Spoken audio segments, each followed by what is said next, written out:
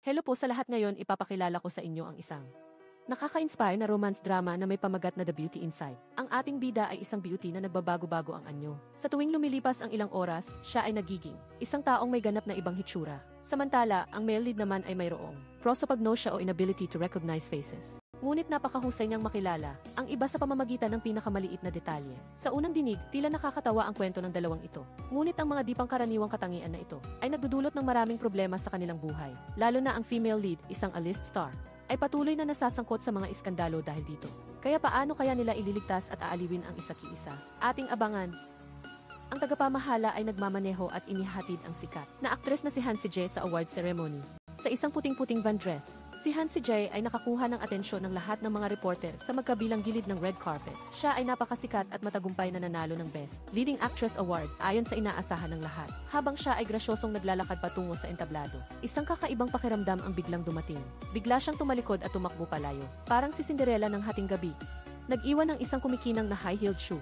Ang sasakyan ng kumpanya na naghahatid sa kanya ay mabilis na humarurot palayo. At pagkatapos sa loob ng sasakyan, si Han Si-jae ay naging isang malaki at matipunong lalaki.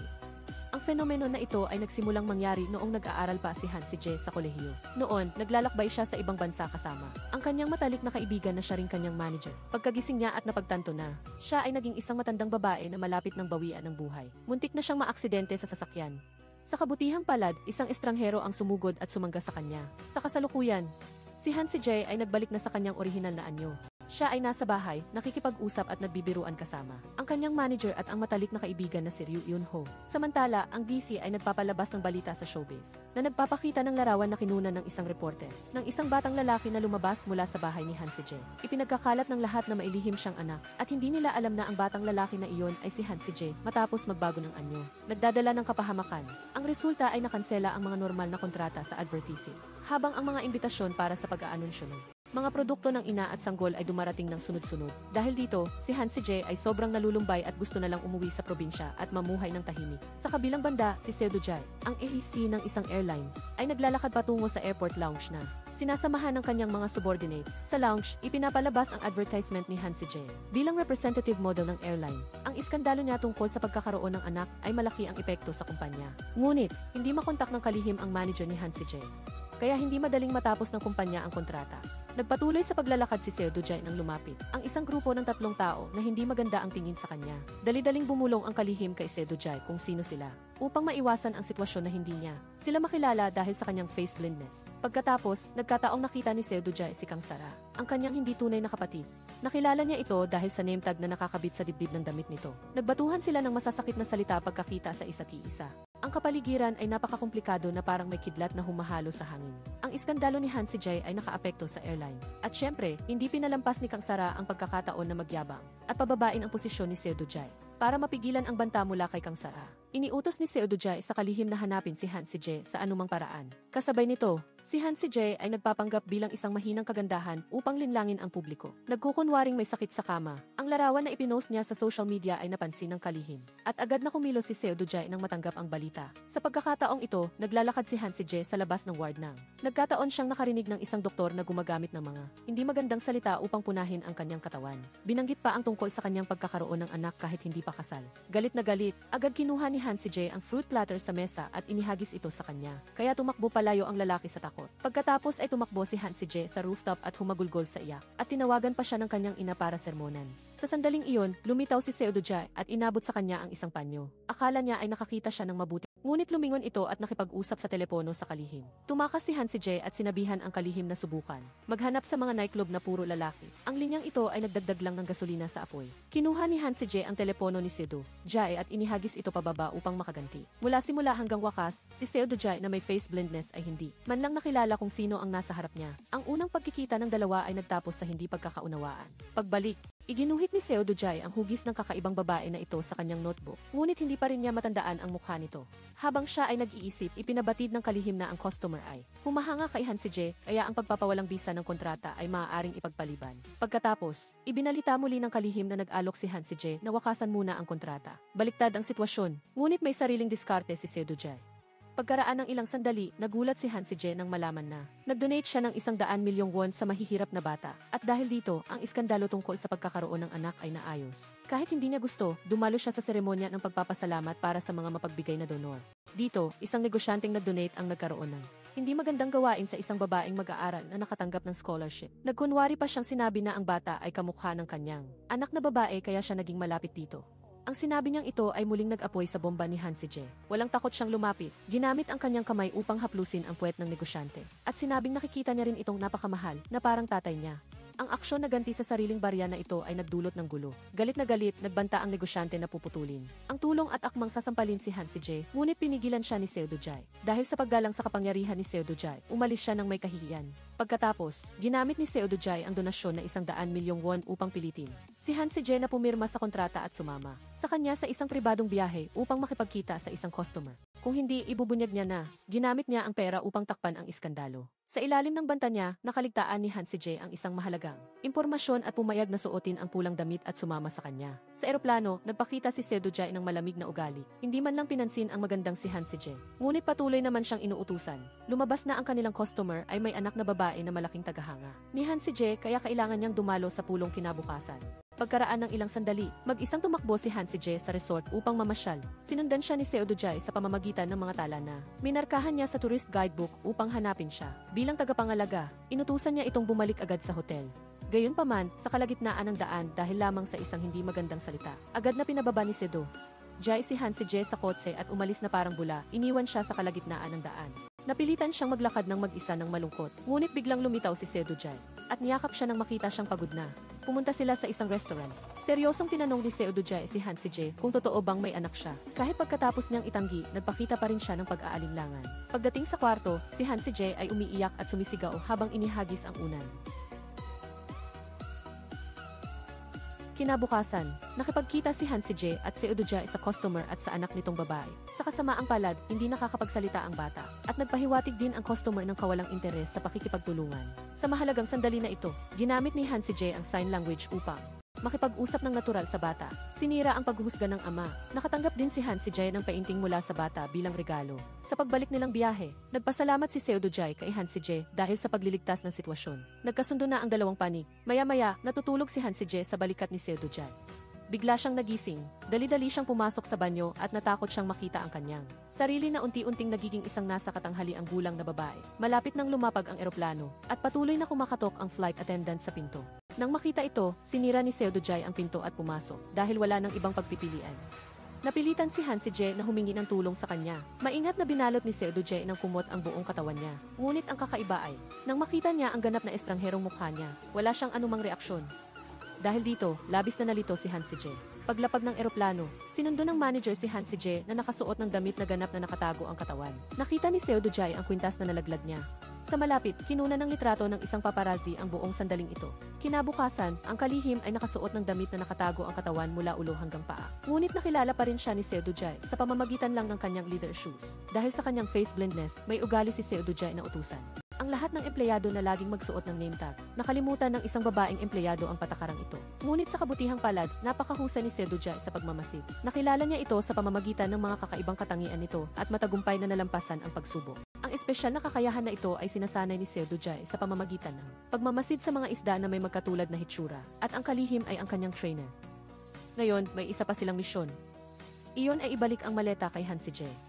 Noong nakaraan sa airport dahil sa pagmamadali, nakalimutan ni Han si Jae na dalhin ito. Nang makita ito, si Kang Sara, ang nagkakamali na nagde-date sina Seo Do-jae at Han si Jae ay tuwang-tuwa. Samantala, akala ni Han si Jae ay natuklasan na ni Seo Do-jae ang kanyang sikreto. Kaya pareho silang ayaw sumagot ng tawag ng manager. Ang inosenteng kaibigan na si Ryu Eun-ho naman ay walang takot na sumagot at inosenteng sinabi na naliligo si Han si Jae. Kaya hindi siya makasagot ng tawag. Ang linyang ito ay nagpagusto kina Han si Jae at sa manager na mamatay na lang sa hiya. Maya-maya, nagpadala si Seo Do-jae ng larawan ng maleta. At dito lang naalaala ni Han si Jae na naiwan niya pala ito sa airport. Sa pulong na kumpanya, ngumiti si Seo Do-jae nang ma-schedule niya ang pakikipagkita kay Han si Jae, na nagpabigla sa mga empleyado.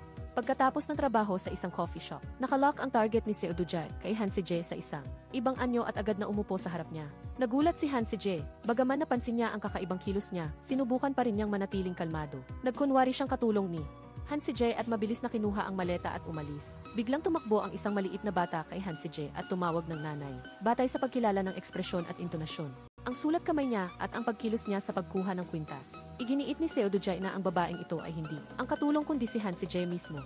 Noong gabi, naglabas ng sama ng loob si Han si Jae sa kanyang matalik na kaibigan. Kahit sila ay hindi siya nakikilala pagkatapos niyang magbago ng anyo. Marahil walang sinuman sa mundo ang makakatanggap sa isang taong tulad niya. Sa unang pagkakataon na nagbago ang anyo niya, inakala ng manager na isa siyang baliw na matandang babae. Kung hindi niya nasaksihan mismo ang proseso ng pagbabago ni Han si Jae, hindi maniniwala ang manager na mayroong ganoong kakaibang bagay sa mundo. Hindi lang ang manager, kundi nang makita niya si Han si Jae sa anyo ng isang malaki at matipunong lalaki. Gusto ring tumalo ni Ryu Eun-ho para magising. Samantala, lalong naging curious si Seo Do-jae kay Han si Jae. Iginihit niya sa kanyang notebook ang anyo ni Han si Jae na nakita niya kaninang umaga. Maingat na inaanalisa ang pagkakatulad at pagkakaiba sa pagitan ng dalawang tao. Bukod pa rito, personal na pumunta si Seo Do-jae sa pinto ng bahay ni Han si Jae upang maghintay. Na nagpakatakot kay Han si Jae at nagpahulog sa kanya. At nahulog ang kanyang telepono sa kamay nito. Pagkatapos, gumamit pa si Seo Do-jae ng peking tawag kay Han si Jae.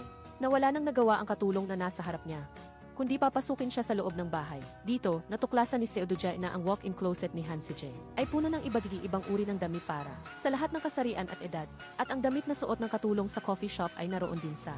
Sandaling iyon, bumalik na si Han si Jae sa kanyang dating anyo at pumasok.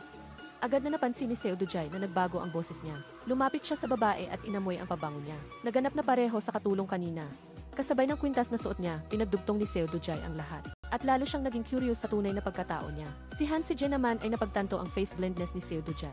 Kaya hinamon niya itong ituro siya sa isang larawan na maraming tao. At natural, hindi ito nagawa ni Seo Do-jae. Pagbalik, pumunta siya kay Dr. Oh.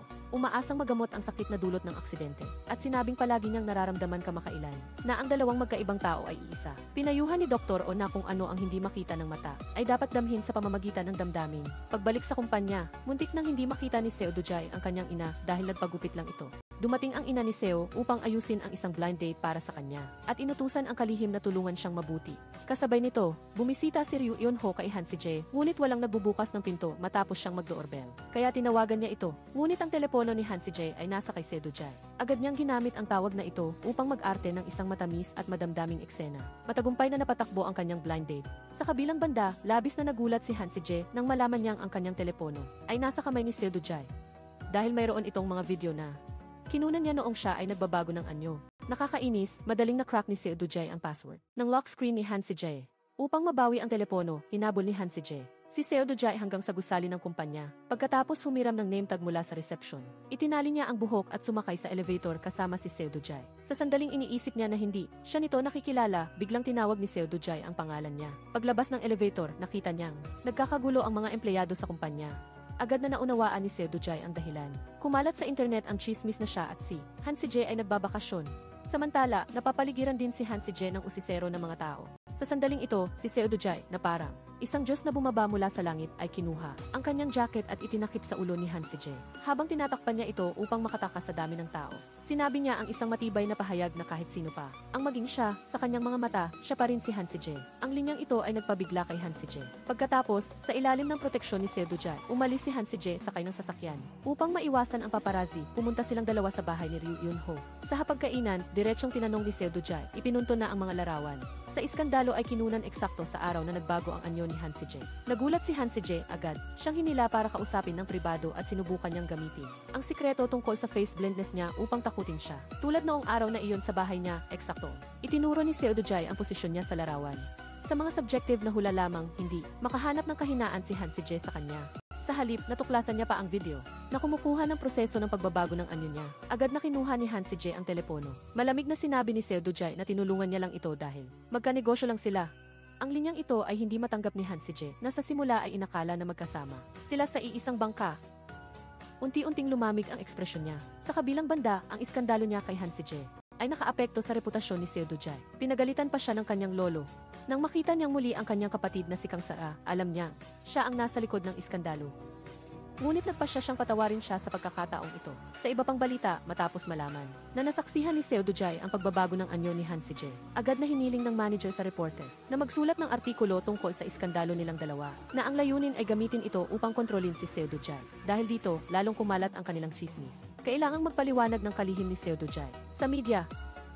habang inutusan siya ng kanyang ina na mabilis na ayusin. Si Han Si-jae, kung hindi, siya na mismo ang gagawa. Nang makita na lalong lumalala ang chismis, napilitang hanapin ni Seo Do-jae si Han Si-jae. Ginamit niya ang parehong damdamin at lohika at matagumpay siyang hinikayat. Nasamahan siya sa isang charity event upang gamitin ang pagkakataong ito para magbigay ng pahayag sa media. Sa kaganapan, biglang dumating si Kang Sara na may dalang isang baukwet ng mga bulaklak at malakas na sinabi na gusto niyang batiin ang kanyang kuya at hipag. Hindi napigilan ni Han Si-jae ang mapangiti. Pinuna niya na talagang masama ang relasyon ng magkapatid. Dahil pinutol niya ang sinasabi niya na bigo ang plano ni Kang Sara. Ngunit hindi niya nakalimutan na kumuha ng atensyon sa media kaya idineklara niya na magdodonate siya ng 100,000 sanitary napkins. Ngunit mas mahusay si Seo Do-jae dahil nagdonate siya ng 1,000 tablet, isang mas mahalagang regalo.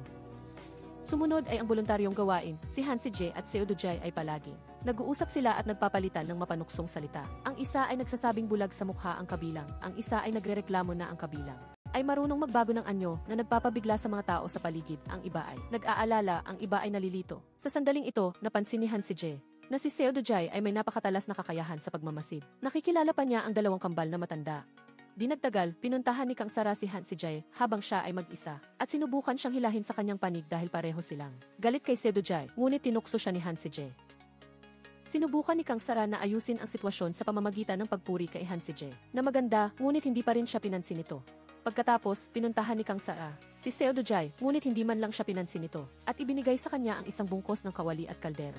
Galit na binasag ni Kang Sara ang mga ito na nakakuha ng atensyon ng lahat. Samantala, ang kaakit-akit na hitsura ni Ryu Eun-ho ay nakakuha ng maraming babae, kaya si Han Si-jae na nainggit ay inutusan siyang sundan si Kang Sara. Ngunit si Kang Sara ay nag-aabang sa tabi ni na Han Si-jae at Seo Do-jae. Sa harap niya, sinadya ni Han Si-jae na bumulong at inilantad ang sikreto ng face blindness ni Seo Do-jae. Hinila ni Seo Do-jae si Han Si-jae upang mag-usap ng pribado. Hinarang naman ni Ryu Eun-ho si Kang Sara na may dahilan na humingi ng tulong sa pagpapatuyo ng kumot upang makipag-flirt sa kanya. Sa kabilang banda, binalaan ni Seo Do-jae si Han Si-jae na maging mas kalmado. Kung hindi, maaari niya siyang sirain sa kaunting pandilin lang lamang. Labis na nadismaya si Han Si-jae sa kanya. Dapat sana ay nagawa nilang maging tapat at ibahagi ang kanilang mga sikreto sa isa't isa. Ngunit ang pagiging dominante ni Seo Do-jae ay laging nagpaparamdam kay Han Si-jae na natatakot na malalantad ang kanyang sikreto. Bigla, isang babae ang tumakbo sa harap ng isang truck. Dali-daling tumakbo si Han Si-jae upang iligtas siya. Sumunod din si Seo Do-jae, hinila. Silang dalawa palayo sa panganib. Ang mga kakaibang imahe ay biglang lumitaw sa kanyang isip. Ang boses ni Han Si-jae ang nagpabalik sa kanya sa realidad. Bumulong siya, nagdugo. Pagbalik, hindi sanay si Han Si-jae sa biglaang pag-aalala ni Seo Do-jae, ngunit nag-aalala siya sa loob. Samantala, pinanood ni Seo Do-jae ang video ng pagbabago ng anyo niya. Kinabukasan, nalutas ni Seo Do-jae ang issue sa kalabang si Director Kim. Ginamit niya ang commercial value ni Han Si-jae upang hikayatin. Siyang pumayag na siya ang maging kinatawan para sa seremonya ng pagbubukas ng bagong ruta ng. Samantala, nagkataong nakita ni Kang Sara si Ryu Eun-ho na nagtatrabaho part-time sa coffee shop. Nang makita niya na may iginuhit na puso sa kanyang baso ng tubig, naisip niya na ang mga lalaki ngayon ay napaka-agresibo. Ngunit medyo kaakit-akit din. Samantala, si Han Si-jae, pagkatapos ng isang araw ng pagtatrabaho, ay muling nagreklamo sa manager sa na pagkakataon na napakahirap ng buhay at gusto na niyang mag-retire. Ang hindi regular na pagbabago ng anyo ay nagpaparamdam na laging nabubuhay sa takot. Pag-uwi, sinimulan ni Han Si-jae na magsaliksik tungkol sa mga katangian ng mga taong may face blindness. Nang matuklasan niya na makikilala lang nila ang ibang tao sa pamamagitan ng damit at maliliit na detalye, isang damdamin ng pakikiramay kay Seo Do-jae ang biglang lumitaw sa kanyang puso. Sa kabilang banda, tinanong ni Seo Do-jae ang kalihim tungkol sa hitsura ni Han Si-jae. Inilarawan siya ng kalihim na kasing ganda ng isang white porcelain jar ng Joseon Dynasty. Mula noon, nagsimulang magbigay ng pansin si Seo Do-jae sa mga antike sa bahay. Nagbago ang eksena sa malaking walk-in closet, maingat na. Pumipili si Seo Do-jae ng damit at accessories. Sa kabilang panig, hindi rin nagpahuli si Han Si-jae.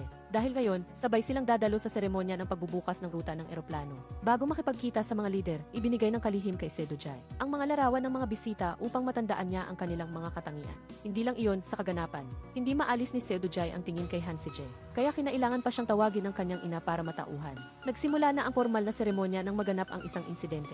Isang lalaki ang nakikipagkamay kay Seo Do-jae ng buong pagmamahal. Ngunit dahil hinubad niya ang kanyang outer jacket, hindi siya nakilala ni Seo Do-jae. Sa kabutihang palad, nakatulong agad si Han Si-jae. Hinawakan niya ang kamay ng lalaki at nagsimulang magsalita ng walang tigil. Kaya napilitan siyang ipakilala ang sarili. Sa sandaling ito, nakahinga ng maluwag si Seo Do-jae, ang kanyang ina at ang kalihim. Gayunpaman, gumanti agad si Han Si-jae. Sinabi niya kay Seo Do-jae na sila lang mga kasosyo sa negosyo at wala siyang ibang intensyon sa pagtulong sa kanya.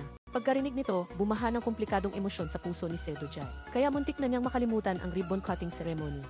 Nagtapos ang kaganapan at bumalik si Han Si-jae sa kotse. Biglang nakatanggap ng tawag ang manager at mabilis na umalis. Sa sandaling iyon, lumitaw si Seo Do-jae at sinabi kay Han Si-jae na gusto niyang bawiin ang mga masakit na salita na sinabi niya. Gusto niyang gamitin ang pagkakataong ito para maging tapat sa kanya. Matulog ka na kasama niya. Lumabas na noong nakaraang biyahe nila sa eroplano. Nagbago ng anyo si Han Si-jae pagkatapos matulog. Inakala ni Seo Do-jae na ang kondisyon para sa pagbabago ng anyo niya ay ang pagtulog. Gusto niyang obserbahan ang proseso ng pagbabago upang mas maunawaan siya. Tinanggap ni Han Si-jae ang imbitasyon ni Seo Do-jae upang matiyak na hindi maaabala ang pribadong espasyo nilang dalawa. Hindi lang niya tinapos ang tawag mula sa manager ni Han Si-jae, kundi ginawa rin niya iyon sa kanyang sariling kalihim. Dahil dito, labis na nag-alala ang manager at sinubukan niyang hinga ng tulong si Ryu Yun-ho. Ngunit abala ang kaibigan sa paghingi ng tawad sa kanyang mga kasalanan sa pari. Wala siyang oras upang tumulong. Pagkatapos, sinundan ni Han Si-jae si Seo Do-jae sa kanyang kumpanya na nagdulot ng kaguluhan sa lahat ng empleyado. Ngunit hindi sila gaanong nagbigay pansin. Nang malaman ni Seo Do-jae na ang oras ng pagbabago ng anyo ni Han Si-jae ay hindi tiyak, nagpasya siyang panatilihin siya sa tabi niya. Sa ganitong paraan, makikita niya sa lalong madaling panahon ang pagbabago niya. Pagkatapos, taos puso, gumawa si Seo Do-jae ng isang confidentiality agreement. Hindi niya pinilit si Han Si-jae na pumirma kaagad, kundi hinayaan niya itong mag-isip ng mabuti bago magdesisyon. Ito ang unang pagkakataon na inuna niya ang kagustuhan ni Han Si-jae. Pag-uwi, nagulat si Han Si-jae nang makita ang manager na nakaupo sa sofa. Labis na nag-alala ang manager dahil hindi niya ito makontak at nagbanta siyang kakanselahin ang kontrata. Ngunit ang isang plato lang ng maanghang na rice cake ay sapat na para mapaamo siya. Sa loob ng silid, hawak ang kontrata ni Seo Do-jae. Naramdaman ni Han Si-jae na parang isang mainit na kamote ito. Laging nababagabag siya sa malabong sinabi niya tungkol sa pagtulog ng magkasama. Pagkatapos, isang bagong bersyon ng confidentiality agreement ang ipinadala kay Seo Do-jae. Sa iba pang balita, abala si Professor Kang, ama ni Kang Sara, sa pag-aalaga ng mga halaman. Kailan lang lumitaw si Seo-dos, bigla niyang naalala na kailangan na niyang magpakita. Samantala, nasa shopping center si Kang Saja. Nang hindi sinasadyang nakita si Zoo-eun-ho na nagtatrabaho doon ng part-time, binigyan siya ng isang rosas ng binata, at inakala niya na sinusundan siya nito. Ngunit nang makita niyang binibigyan din ni Zoo-eun-ho ng bulaklak ang iba, nalaman niyang nagkamali siya ng pagkakaintindi. Galit siyang itinapon ang rosas sa basurahan. Kasabay nito, isang marangyang family party ang nagaganap na may maraming chef at mga naglilingkod sa pamilya ni Seo-dos. Ang ugnayan sa loob ng pamilya na ito ay medyo komplikado. Dinala ni Professor Kang si Kang Saja upang ikasal sa ina ni Seo-dos. Ang airline group ay pag-aari ng pamilya ni Seo-dos. Kumakain at nag-uusap ang buong pamilya at di nagtagal. Ang usapan ay lumipat kay Seo-dos. Muling nagsalita ang lolo na kinukutya siya at inulit ang tungkol sa muntik na niyang ikapahiya ang pamilya sa opening ceremony ng ruta ng eroplano at sinabi pa na mas mahusay si Kang Saja kaysa sa kanya. Ang pahayag na ito ang nagpasiklab sa pagtatalo sa pagitan ni Seo-dos at Kang Saja. Pareho silang nagpalitan ng mga salita at walang gustong magparaya. Sinamantala pa ni Kang Saja ang pagkakataon na magbigay ng mga regalo sa matatanda para makakuha ng puntos. Samantala, si Seo-dos ay nakatanggap lamang ng isang murang isda sa aquarium. Nawala ng gana sa pagkain, nagdahilan siyang umalis at sumama sa kanya ang nanay ni Seo. Ikinuwento niya ang tungkol sa mahinang ama niya bilang paraan upang tustusan ang pagmamahal ng ama na palagi niyang kinukulang. Bigla nitong naalaala kay Seo-dos ang sinabi ng sekretarya. Si Han Si-jae ay isang kagandahan na parang seramiko, puti ng dinastyang Joseon. Sa kabilang banda, ang mag-ama na Professor Kang ay nagbaling sa pagpuna sa isagi-isa. Ang matigas na ugali ni Kang Saja ay marahil ay may malaking kinalaman sa pamumuhay sa isang pamilyang muling nabuo mula pagkabata. Samantala, sa isang panayam, nalaman ni Han Si-jae na bumalik na si Director Lee. Ang kanyang unang gawa ay idinirekta ng direktor na ito. Balak niyang makipag-ugnayan sa kanya. Ngunit awkward na sinabi ng manager na hindi. Gustong makita siya ng direktor. Samantala, ang isda na ipinadala ni Kang Saja ay masayang lumalangway sa aquarium ni Seo-dos. Samantalang si Kang Saja ay lubos na nanghihinayang dahil hindi niya nailagay ng eavesdropping device ang isda. Kasabay nito, si Joo Yun-ho sa papel ng isang delivery staff ay sumugod sa opisina niya, humihingi ng di. Matapos kumpirmahin na ito talaga si Kang Saja, ang tatanggap, hindi na alam ni Kang Saja ang sasabihin na makita niya itong muli. Sa kabilang banda, nalaman ni Han Si-jae na balak ni Director Lee na imbitahan si Seo-dos na gumanap bilang bida sa kanyang bagong gawa. Agad siyang sumugod sa opisina ng direktor kung saan nagtuturo ito ng pag-arte kay Seo-dos. Naiinis si Director Lee sa pagkaabala at gustong paalisin si Han Si-jae. Ngunit lumuhod si Han Si-jae sa harap ng lahat at nagmakaawa kay Director Lee na bigyan siya ng pagkakataon. Ngunit ang pagpapakumbaba niya ay hindi nagpabago sa puso nito. Hindi man lang siya tiningnan ng direktor at inutusan ng iba na itabi ang kanyang file. Lumabas sa mga nakaraang taon. Dahil sa kanyang pagpapalit anyo, si Han Si-jae ay madalas na biglang nawawala at ang publiko ay maraming masamang komento tungkol sa kanya. Sabi nila, nagkakaroon siya ng star complex. Kaya, wala nang mabuting impresyon si Director Lee sa kanya. Kinagabihan, lumabas si Han Si-jae kasama ang mga kaibigan para uminom upang gumaan ang loob. Sakto namang may dumating na bagong grupo ng mga customer. Nag-aalangan sila sa pagitan ng dalawang brand ng soju na nare-representa ni Chizoji at Hansej. At sa huli ay pinili ang kay Chizoji. Nakita iyon ng mga kaibigan ni Hansej, kaya ipinagmalaki nila ang mga bentahe niya sa kabilang mesa. At sa huli ay napalitan nila ang pinili sa soju na nare-representa ni Hansej. Pagkatapos, nakatanggap si Sadoz ng isang video call na amoy alak mula kay Hansej. Nasaksihan niya ang husay sa pag-arte ng split personality ni Hansej at nalaman niya na si Direktor Lee ay parang ama na rin sa kanya. Umiiyak na sinabi ni Hansej na parang iniwan siya ng direktor. Tulad ng pag-iwan sa kanya ng kanyang ama. Tutal, wala siyang ama mula pagkabata. Dahil nalambot ang puso, may ipinagawa si Sadoz sa kanyang sekretarya. Sa oras na ito, kumakain ng hapunan ang sekretarya kasama si Kang Saja. Sa kabutihang palad, nanatili siyang matapat sa kanyang etika sa trabaho at hindi tinanggap ang suhol nito. Kinabukasan, pagising niya, naalala ni Hansej ang nakakahiya niyang hitsura kagabi. Bago pa man niya mabawi ang kanyang diwa, nakatanggap na siya ng imbitasyon mula kay Sadoz. Nagkita sila sa shopping center. At mapagbigay na binili ni Sadoz ang halos lahat ng male clothing samples. Gusto ring gayahin ni Hansej ang paggastos niya. Ngunit sinabi ng staff na kung hindi siya nag-book ng appointment, hindi siya makakabili ng mga damit. Biglang naging awkward ang atmosphere. Sa sandaling ito, ibinigay ni Sadoz kay Hansej ang isang plane ticket at paglalakbay kasama si Direktor Lee nang pumunta ito sa ibang bansa at sinabihan siyang samantalahin ang pagkakataon. Nag-shift ang eksena, ipinagbigay alam ng flight attendant kay Direktor Lee na ang kanyang upuan ay na-upgrade na sa business class. Nasa business class na si Hansej kanina pa. Naghihintay na lang dumating ang direktor. Ngunit ang reputasyon ni Hansej sa mga nakaraang taon ay napakababa. Ang balita na patuloy siyang tumatakas ay nakaabot na rin kay Director Lee. Inakala niyang nagbago na ito at ayaw niyang makipag-usap ng matagal. Pagkababa ng eroplano, si Hansej ay nasa ibang bansa na. Hindi sinasadyang nakita ang isang grupo ng Korean fans. Pinayuhan siya ng mga babae na huwag na siyang maging malungkot. Ngunit para kay Hansej na laging ginagambala ng pagpapalit anyo, paano niya maiiwasan ang pagtakas? Samantala, nakatanggap si Kang Saja ng tawag mula kay Do Eun-ho, lumabas na nakuha ng binata ang numero niya mula sa delivery order noong nakaraang araw. Bagaman nagpakita siya ng kalamigan sa telepono, sa totoo lang, napaka-cute para kay Kang Saja si Do Eun-ho. Kinabukasan, pumunta si Seodoje sa airport upang sunduin si Hansej pauwi. Para pasalamatan siya, inanyayahan siya ni Hansej na manood ng pelikula na pinagbibidahan ni Chizoji at kasabay nito na obserbahan ang reaksyon ng isang taong may face blindness habang nanonood ng pelikula dahil umaga walang tao sa sinehan. Ipinikit ni Seodoje ang kanyang mga mata at ginamit ang tunog upang makilala ang mga artista. Seryoso siyang sinabi kay Hansej na mas mahusay siyang umarte kaysa kay Chizoji. Siya lang ang tanging artista na nakikilala niya. Pagkatapos ng maikling panahon, si Hansej ay napagod at nakatulog sa balikat ni Seodoje. Lubos niyang tinamasa ang tahimik at magandang sandaling ito. Nang lumabas silang dalawa sa sinehan, bigla silang sinalubong ng isang kumpol ng mga reporter. Nagulat si Hansej, agad siyang nagsuot ng sunglasses at tinalikuran ang mga flash ng kamera. Ngunit, hinikayat siya ni Seodoje na harapin ang mga kamera, at inakbayan pa siya at hinawakan ang kamay niya, na nagpasaya sa mga reporter. Sa gitna ng kanilang pagtatanong, opisyal na kinumpirma ni Seodoje ang romantikong relasyon niya kay Hansej. Si Chizoji sa tapat ay galit na galit. Ang atensyon ng lahat ay dapat na mapunta sa kanya, na nagpo-promote ng pelikulang ito. Pagdating sa parking lot, naguguluhan si Hansej na nagtanong kay Seodoje kung bakit siya nagsinungaling. Rasonable siyang nagpaliwanag. Ito na ang pangalawang beses na nahuli silang magkasama. Kahit pa itatanggi nila, walang maniniwala. Kaya kunwari ay magde-date sila ng ilang panahon at maghihiwalay. Sa kabilang banda, nang maipahayag ang kanilang relasyon, kinuyog ng mga reporter ang manager at kinailangan niya ng tulong ni Do Eun-ho para makatakas. Nalaman din niya ang balita tungkol sa pagde-date ni Hansej at Seodoje. Kinabukasan, nagalit ng husto ang ina ni Seodoje. Inutusan niya ang mga tauhan na imbestigahan ng detalyado ang pamilya ni Hansej at hiniling sa kanyang anak na makipaghiwalay agad sa aktres na ito na nagpapalit ng kasintahan nang parang damit. Si Seodoje, na alam na walang basehan ang mga chismis, ay kalmado pa rin at kalmadong nagsabi na baka ang relasyon na ito ay makakatulong na umangat ang kanyang karera. Samantala, magulo rin ang sitwasyon sa panig ni Hansej. Galit na galit ang manager at nagdesisyong mag-resign. Talaga namang sumasakit ang ulo niya sa pamamahala. Sa isang artistang ganoon kadaling makakuha ng gulo. Sa sandaling ito, nakatanggap si Hansej ng tawag mula sa ina ni Seodoje na humihingi ng pagpupulong. At nagkita sila sa isang coffee shop. Walang pasubaling hiniling ng ginang kay Hansej na makipaghiwalay kay Seodoje at binigyan siya ng 100 milyong won nang walang paalam. Hindi alam ni Hansej kung ano ang gagawin sa perang ito. Kasabay nito, para pag-usapan ang biglaang relasyon na ito, nagkita ang sekretarya at ang manager upang planuhin kung paano ididirekta ang relasyon ni Hansej at Seodoje hanggang sa paghihiwalay. Ngunit ang atensyon ng manager ay napakakaiba. Galit siya dahil hindi na Photoshop ng maganda ang litrato ni Hansej. Pagkatapos, nakatanggap ng tawag ang manager mula kay Director Lee. Pumunta siya sa bahay ni Do Eun-ho. Ang maliit na kalsada ay puno ng mga kandila sa magkabilang gilid. Ang sandaling iyon ay umantig sa pinakamahina niyang puso.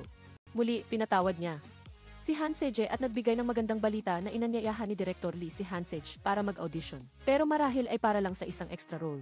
Sa kabilang banda, sa ilalim ng paggigiit ng sekretarya at manager, nagsimula silang maghanda para sa kanilang unang peking date. At naaalala nilang dalawa ang mga nakaraang nakahihiyang karanasan sa pagdidate. Minsan ay napagkamala ni Seodoje ang kanyang kadate na nagdulot sa kanya ng pagkakagulo sa isang love quadrilateral. Samantalang si Hanseje naman ay nakipaghiwalay sa kasintahan dahil sa madalas na pagkawala. Kinabukasan, nag-ayos sila ng bongga at kumain sa isang restaurant. Nagplano si Seodoje na galanting hilahin ang upuan para kay Hanseje. Ngunit mabilis itong umupo sa upuan sa tapat. Hindi sumuko si Seodoje at nagplano ulit na gumawa ng romantikong atmosfera sa pamamagitan ng pagsubo kay Hanseje. Dahil malapit lang naman ang mga reporter na naghihintay kumuha ng litrato. Napilitan, umiti ng malapad si Hanseje at nakipag-ugnayan sa kanya. At sa sandaling iyon, tumibok ang puso ni Seodoje. Pagkatapos, ibinalik ni Hanseje sa ina ni Seodoje ang 100,000,000 at 100 won. Para ibalik ang pera at ayaw niyang tanggapin ang pabor na gustuhin siya ng madali. Ang kabilang panig ay hindi rin nagpatalo at muling nagpadala kay Hanseje ng 200,000,000 at 100 won. Ipinahihiwatig na may limitasyon sa paglilipat ng pera ang cellphone ni Hanseje. Kung hindi, tiyak na ibabalik niya rito ang bilyong won. Pagkatapos nito, binili ni Hanseje si Seodoje ng white porcelain na gusto niya at sinabing napakaluma ng hilig nito. Hindi niya alam na sa puso ni Seodoje, siya ay isang dilag. Nakasingganda ng porselana. Pagkatapos, pumunta silang dalawa sa isang sikat na lugar para sa date, at naalaala ang kanilang malungkot na nakaraan. Si Seodoje na may face blindness ay nag-practice dito. Sinusubukang matutong makilala ang mga tao sa pamamagitan ng maliliit na detalye. Ngunit nabigo pa rin kapag nagpalit ng damit ang mga kakilala niya. Samantala, si Hanseje, na laging ginagambala ng pagpapalit anyo, ay makakahanap lamang ng pakiramdam ng seguridad sa pamamagitan ng pagsusuot ng kwintas na may nakaukit na kanyang pangalan. Nararamdaman niya na hanggang suot niya iyon, kahit kanino pa siya maging anyo, siya pa rin si Hanseje. Sa sandaling nagpapahayag sila ng kanilang damdamin tungkol sa kapalaran. Biglang nagtanong si Seodoje ng nakakagulat kung kailan sila matutulog ng magkasama. Gabi, inihatid ni Seodoje si Hanseje pauwi. Nag-schedule silang matulog ng magkasama bukas ng gabi upang obserbahan ang proseso ng kanyang pagpapalit anyo. Upang mabigyan ng psikolohikal na paghahanda si Seodoje, dinala siya ni Hanseje sa isang silid na puno ng mga litrato ng iba't ibang tao. Lahat ng tao sa mga litrato ay dumaan sa katawan niya. Hanseje, ginamit niya ito upang gunitain sila, at balak din niyang isabit ang kanyang litrato dito pagkatapos niyang mamatay. Inakala niyang matatakot si Seodoje, ngunit sinabi nito na kahit sino pa man ang maging anyo niya, makikilala pa rin siya. Ang pahayag na ito ay nagpatibok ng mabilis sa puso ni Hanseje. Bumalik tayo kay Kang Saja. Bagamat isa siyang dominanteng female si, napakabagal niya sa gawaing bahay. Nakita ang magulong bahay, nagdesisyon siyang kumuha ng katulong. O, nagkataon lang, si Joo Yun-ho na maraming trabaho ang pumunta sa bahay ni Kang Sasha para sa gawaing paglilinis at hindi nila alam. Sa sandaling ito, tinawagan ni Kang Sasha si Joo Yun-ho at hiniling na sabihin niya ang totoo tungkol sa relasyon ni Hanseje at Seodoje. Tumanggi si Joo Yun-ho na sumagot at inakala pa na sinusubukan siyang akitin ni Kang Sasha na nagpatawa at nagpaiyak sa babae sa kabilang linya. Ngunit ang pagpigil kay Seodoje ay apurahan dahil ang relasyon na ito ay nagdudulot ng maraming benepisyo sa kanya na lubos na ikinaiinggit ni Kang Sasha.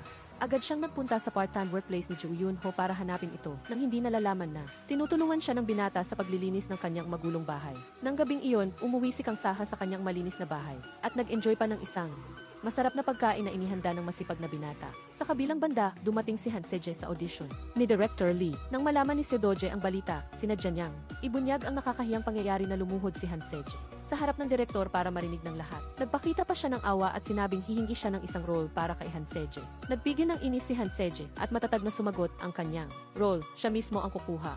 Pagkatapos, sa harap ni Director Lee, nag-transform si Hanseje bilang isang malamig ngunit may pagmamahal na babaeng mamamatay tao. Si Seodoje na umarte kasama niya ay nasapawan ng kanyang aura at kitang-kita ang takot sa kanyang mga mata. Dahil dito, lubos na naakit si Director Lee sa pag-arte ni Hanseje.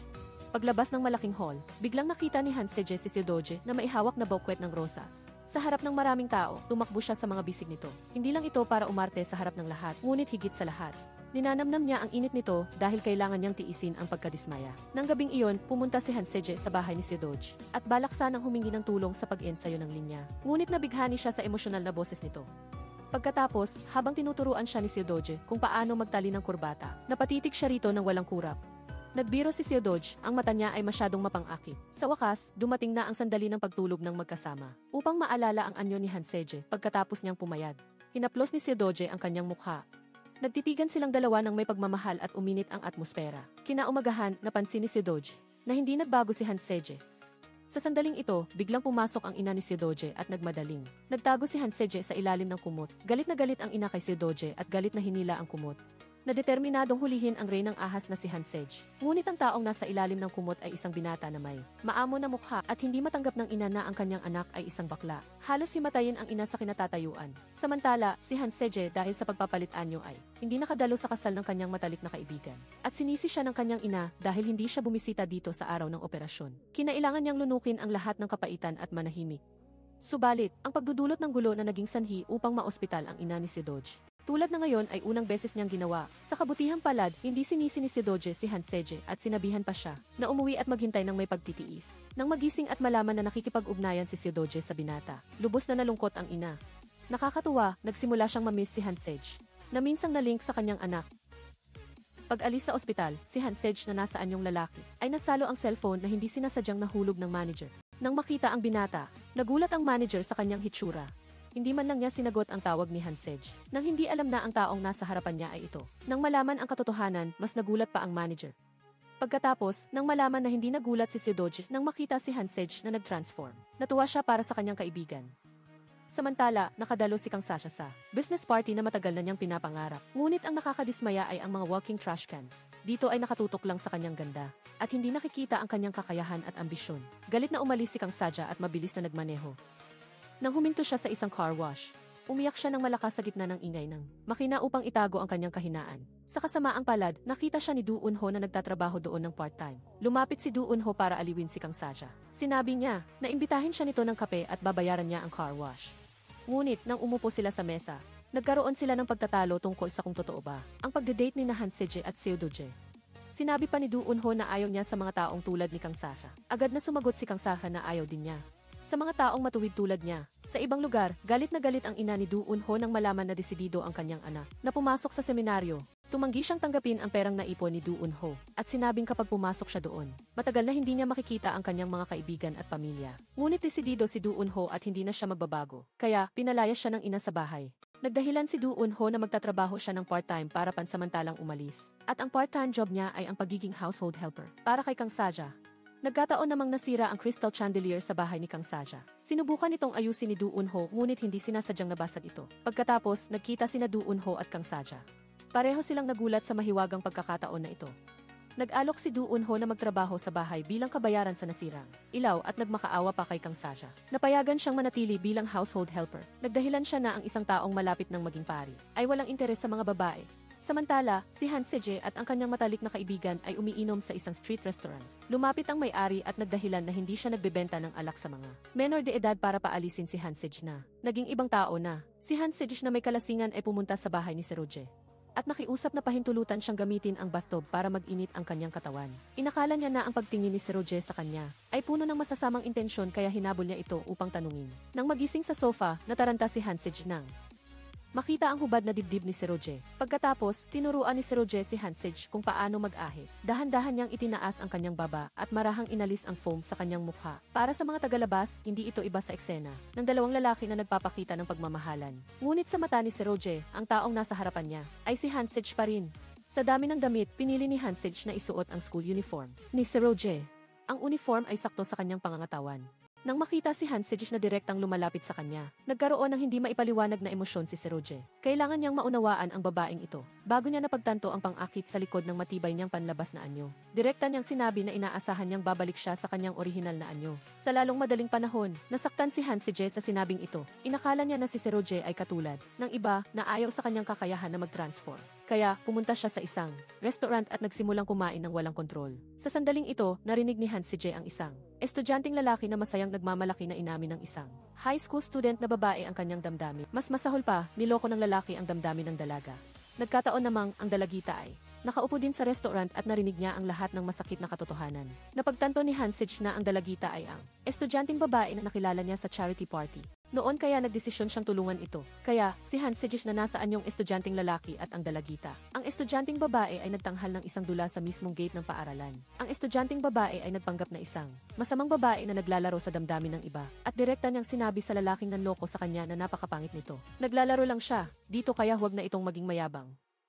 Ang napahiya na lalaki ay sinubukan siyang saktan, ngunit pinigilan ni Hansej. Dahil sa kanyang mapangahas na ugali, hinabol. At sinaktan si Hansej ng grupo ng mga lalaki. Di nagtagal, dumating si Seroje sa police station. Para ayusin ang gulo, ang mga magulang ng mga estudyanteng lalaki ay patuloy na nagpapahirap. Nang tangkain ni Hansej na lumaban, galit siyang sinuntok ng isa sa sinunod niya ang senyas ni Seroje at nagpanggap siyang malubha ang sugat. Sa ganoong paraan, naayos ng maayos ang sitwasyon. Pagkatapos, sa harap ng dalisay na pag-ibig ng estudyanteng babae, nagdahilan si Hansej na aalis siya para mag-aral sa ibang bansa at tumalikod. Naging isang magandang alaala sa puso ng dalagita. Sa daan pa uwi, ang hindi pagkakaunawaan sa pagitan ng dalawa ay naayos na. Lumabas na gusto ni Seroje na bumalik kaagad si Hansej sa kanyang orihinal na anyo. Hindi dahil sa pagkamuhi, kundi dahil kailangan siyang dumalo ni Hansej sa isang event ng kumpanya pagkatapos ng isang linggo. Agad na bumalik sa normal ang pakiramdam ni Hansej. Bilang kapalit, inanyayahan siya ni Seroje na manirahan sa kanya. Pagkatapos, nagsimula ang magkasamang araw ni Hansej at Seroje na simple at mainit. Kinabukasan, bumalik si Hansej sa kanyang orihinal na anyo. Sa photoshoot para sa promosyon ng kumpanya ni Seroje, binigyan pa siya ng biro ng photographer na binabasbasan siya ng pag-ibig. Di nagtagal, nagkita ulit si Hansej at ang estudyanteng babae sa labas ng restaurant. Nagpasalamat ang dalagita sa tulong ni Hansej sa charity event. Kasabay nito, nakatanggap si Hansej ng tawag mula sa ina ni Seroje. Sa pagkakataong ito, nagdala siya ng maraming mamahaling designer items. Ngunit hindi para paalisin si Hansej, kundi para hilingin na manatili siya sa tabi ni Seroje. Partikular din niyang hinanap ang high heels na nakalimutan ni Hansej sa award ceremony para makasali siya sa Cinderella Hunt event na inorganisa ng kumpanya ni Seroje. Pag-uwi, naramdaman ni Hansej ang pagkamiss dahil matagal na silang hindi nakikita ni Seroje. Kaya, siya ang unang tumawag sa kanya at nag-schedule ng pagkikita sa airport tower. Magkasama silang tumingin sa malalaking eroplano na humanga sa tanawin. Nagbahagi si Seroje na ang pagpapatakbo ng isang airline ay nagbibigay sa kanya ng pakiramdam ng isang misyon. Iyon ay ang ikonekta ang mga tao sa iba't ibang lupain sa pamamagitan ng mga flight, tulad ng tadhana. Sa pakikinig sa pagbabahagi ng kanyang damdamin, hindi napigilan ni Hansej ang kanyang sarili at hinalikan si Seroje sa labi. Sa susunod na sandali, dumating ang pagkailang. Ngunit nang aatras na siya, hinila siya ni Seroje para sa mas malalim na halik. Sa wakas, ang damdamin ng dalawa ay sumira sa lahat ng hadlang. Pagkatapos ng ilang sandali, ipinaliwanag ni Seroje na sa tingin niya ay sapat na ang lalim ng kanila. Iyon ang tamang oras para humalik.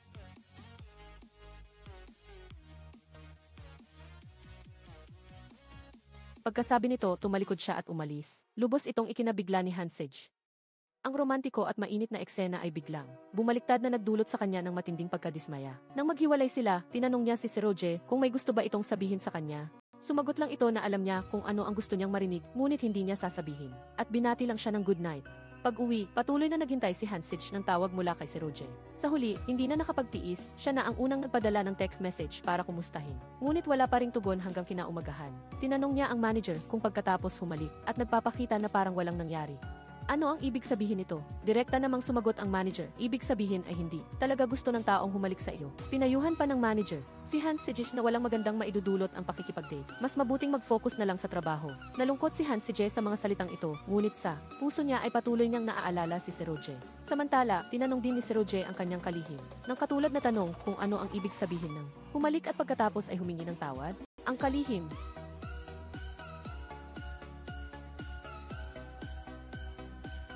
na ito ay hindi pa rin maalis ang pagkalito ni Seroje dahil ayaw niyang humingi ng tawad, ngunit hindi pa rin masabi ang mahal kita.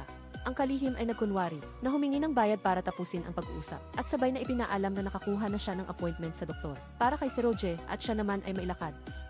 Agad na nahulaan ni Seroje na makikipagkita ang kalihim sa kanyang ina. Pinayuhan niya na huwag maniniwala ang kalihim sa anumang sasabihin ng kanyang ina. Tunay nga, narinig mismo ng kalihim mula sa ina ni Seroje na nakikipag-date siya sa isang lalaki. Nagimbal ang ina at hiniling sa kalihim na bantayan ang kanyang anak na lalaki at huwag na huwag pahintulutan na ang balita na si Seroje ay bakla ay lumabas sa media. Sa kabilang banda, sa sesyon ng therapy, ibinahagi ni Seroje sa doktor ang mga damdaming bumabagabag sa kanya. Pagkatapos makinig, hinikayat siya ng doktor na ipahayag lang ang kanyang mga iniisip dahil may natutuklasan lamang siyang bagong pagkatao ng kanyang sarili. Sa kabilang banda, magsisimula na ang pelikula at sa usapin ng kasuotan. Nagkaroon ng matinding bangayan sina Seroje at Hansej.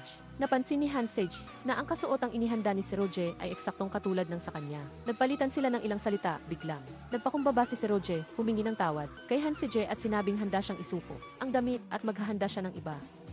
Ngunit sa totoo lang, sinadya niyang magtanong muna at pumili ng eksaktong kapareho para ipahiya si Hansej.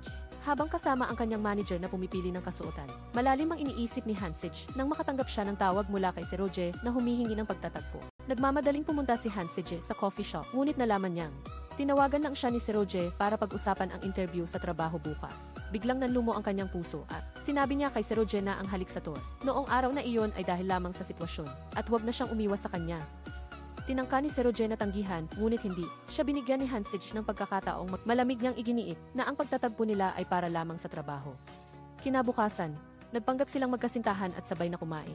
Kahit na nagpakita si Seroje ng matinding pag-aalala at pangangalaga. Ngunit si Hansije ay hindi naman masaya. Pagdating sa bahagi ng interview, tinanong ng host ang tungkol sa unang halik nilang dalawa. Agad na sumagot si Seroje na hindi pa sila naghahalikan. At pagkasabi nito, hinilan niya si Hansije paalis. Ang pagtanggi ni Seroje ay nagdulot ng labis na pagkabigo kay Hansije. Lahat ng mga kilos ng pag-aalala at ang halik sa tour ay tila isa lamang ilusyon niya na hindi naman talaga siya pinapansin ni Seroje. Pauwi. Sumagot din si Hansije ng mga malupit na salita na nagpipilit na ang kontrata ng kasintahan nilang dalawa ay dapat nang matapos kaagad. Pagbalik, patuloy na iniisip ni Hansije ang pagtanggi ni Seroje sa kanilang halik sa interview at lalo siyang nakaramdam ng sama ng loob.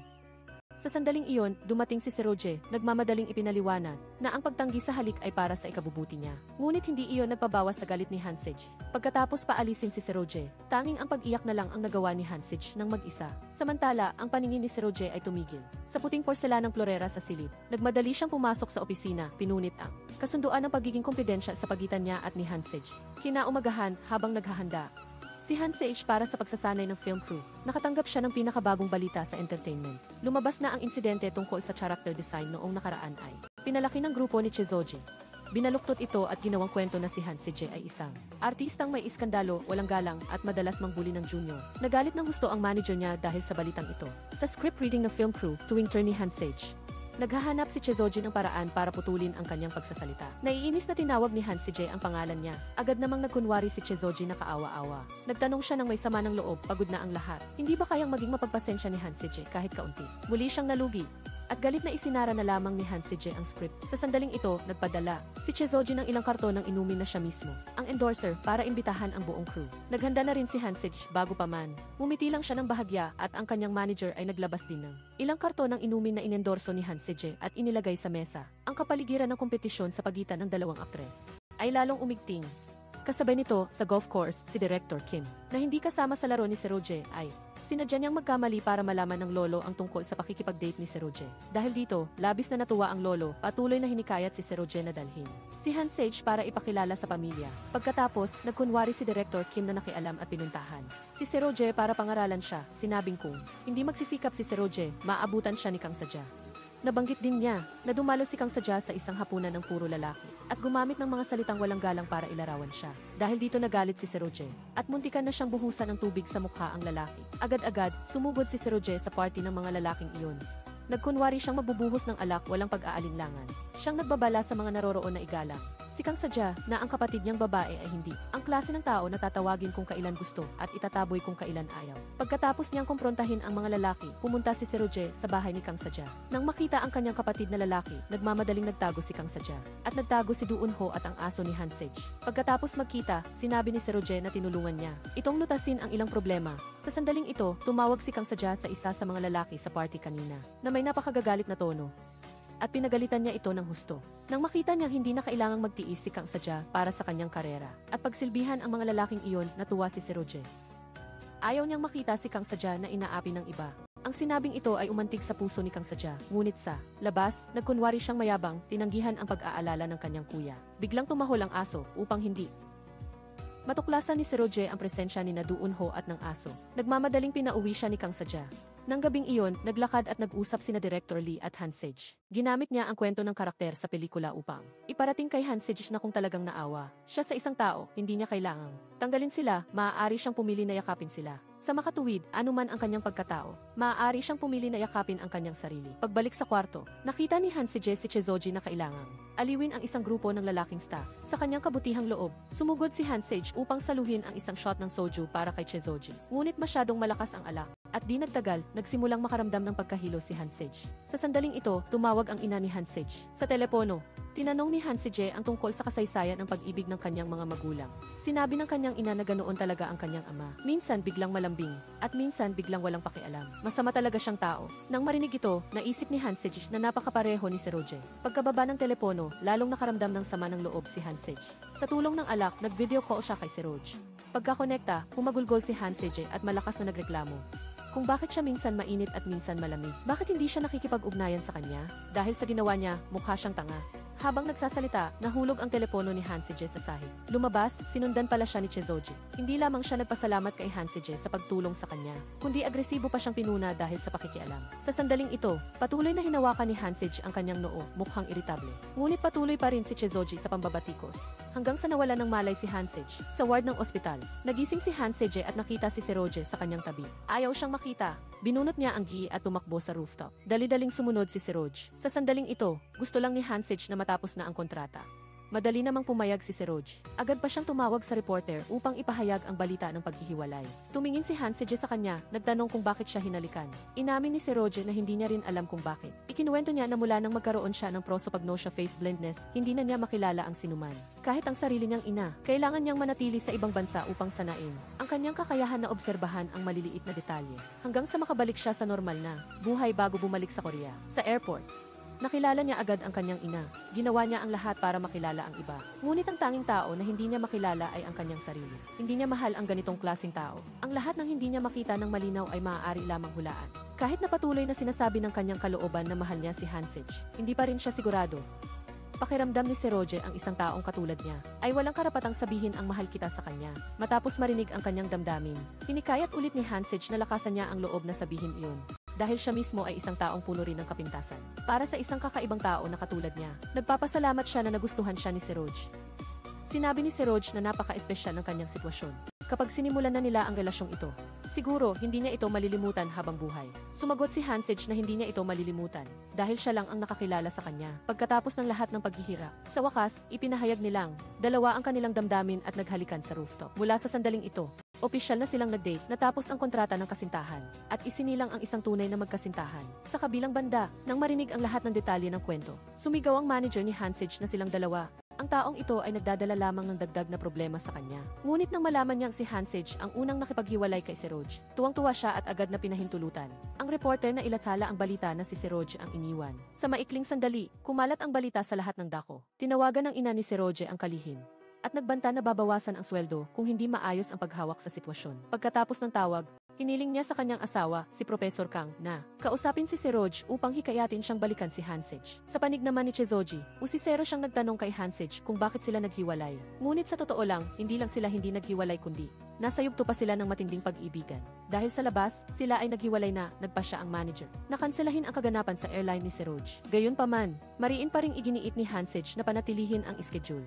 Dahil may sarili siyang dahilan. Nang dumating si Hansej sa pangunahing gusali ng airline, nag-ingay ang lahat ng empleyado sa kumpanya at naglabasan upang saksihan ang melodrama. Ngunit nang magkita sila, hindi sila nagpakita ng anumang pag-aalangan kundi nagbatian ng napakagalang at professional. Ang saloobin na ito ng mapayapang paghihiwalay ay nakatanggap ng papuri mula sa mga usisero. Gayunpaman, ang katotohanan na hindi sila malungkot at tila mas masaya pa. Pagkatapos ng paghihiwalay ay nagparamdam sa manager at kalihim na may mali. Kung magpapatuloy ito, ang sikreto nilang pagde-date ay malalantad din sa huli.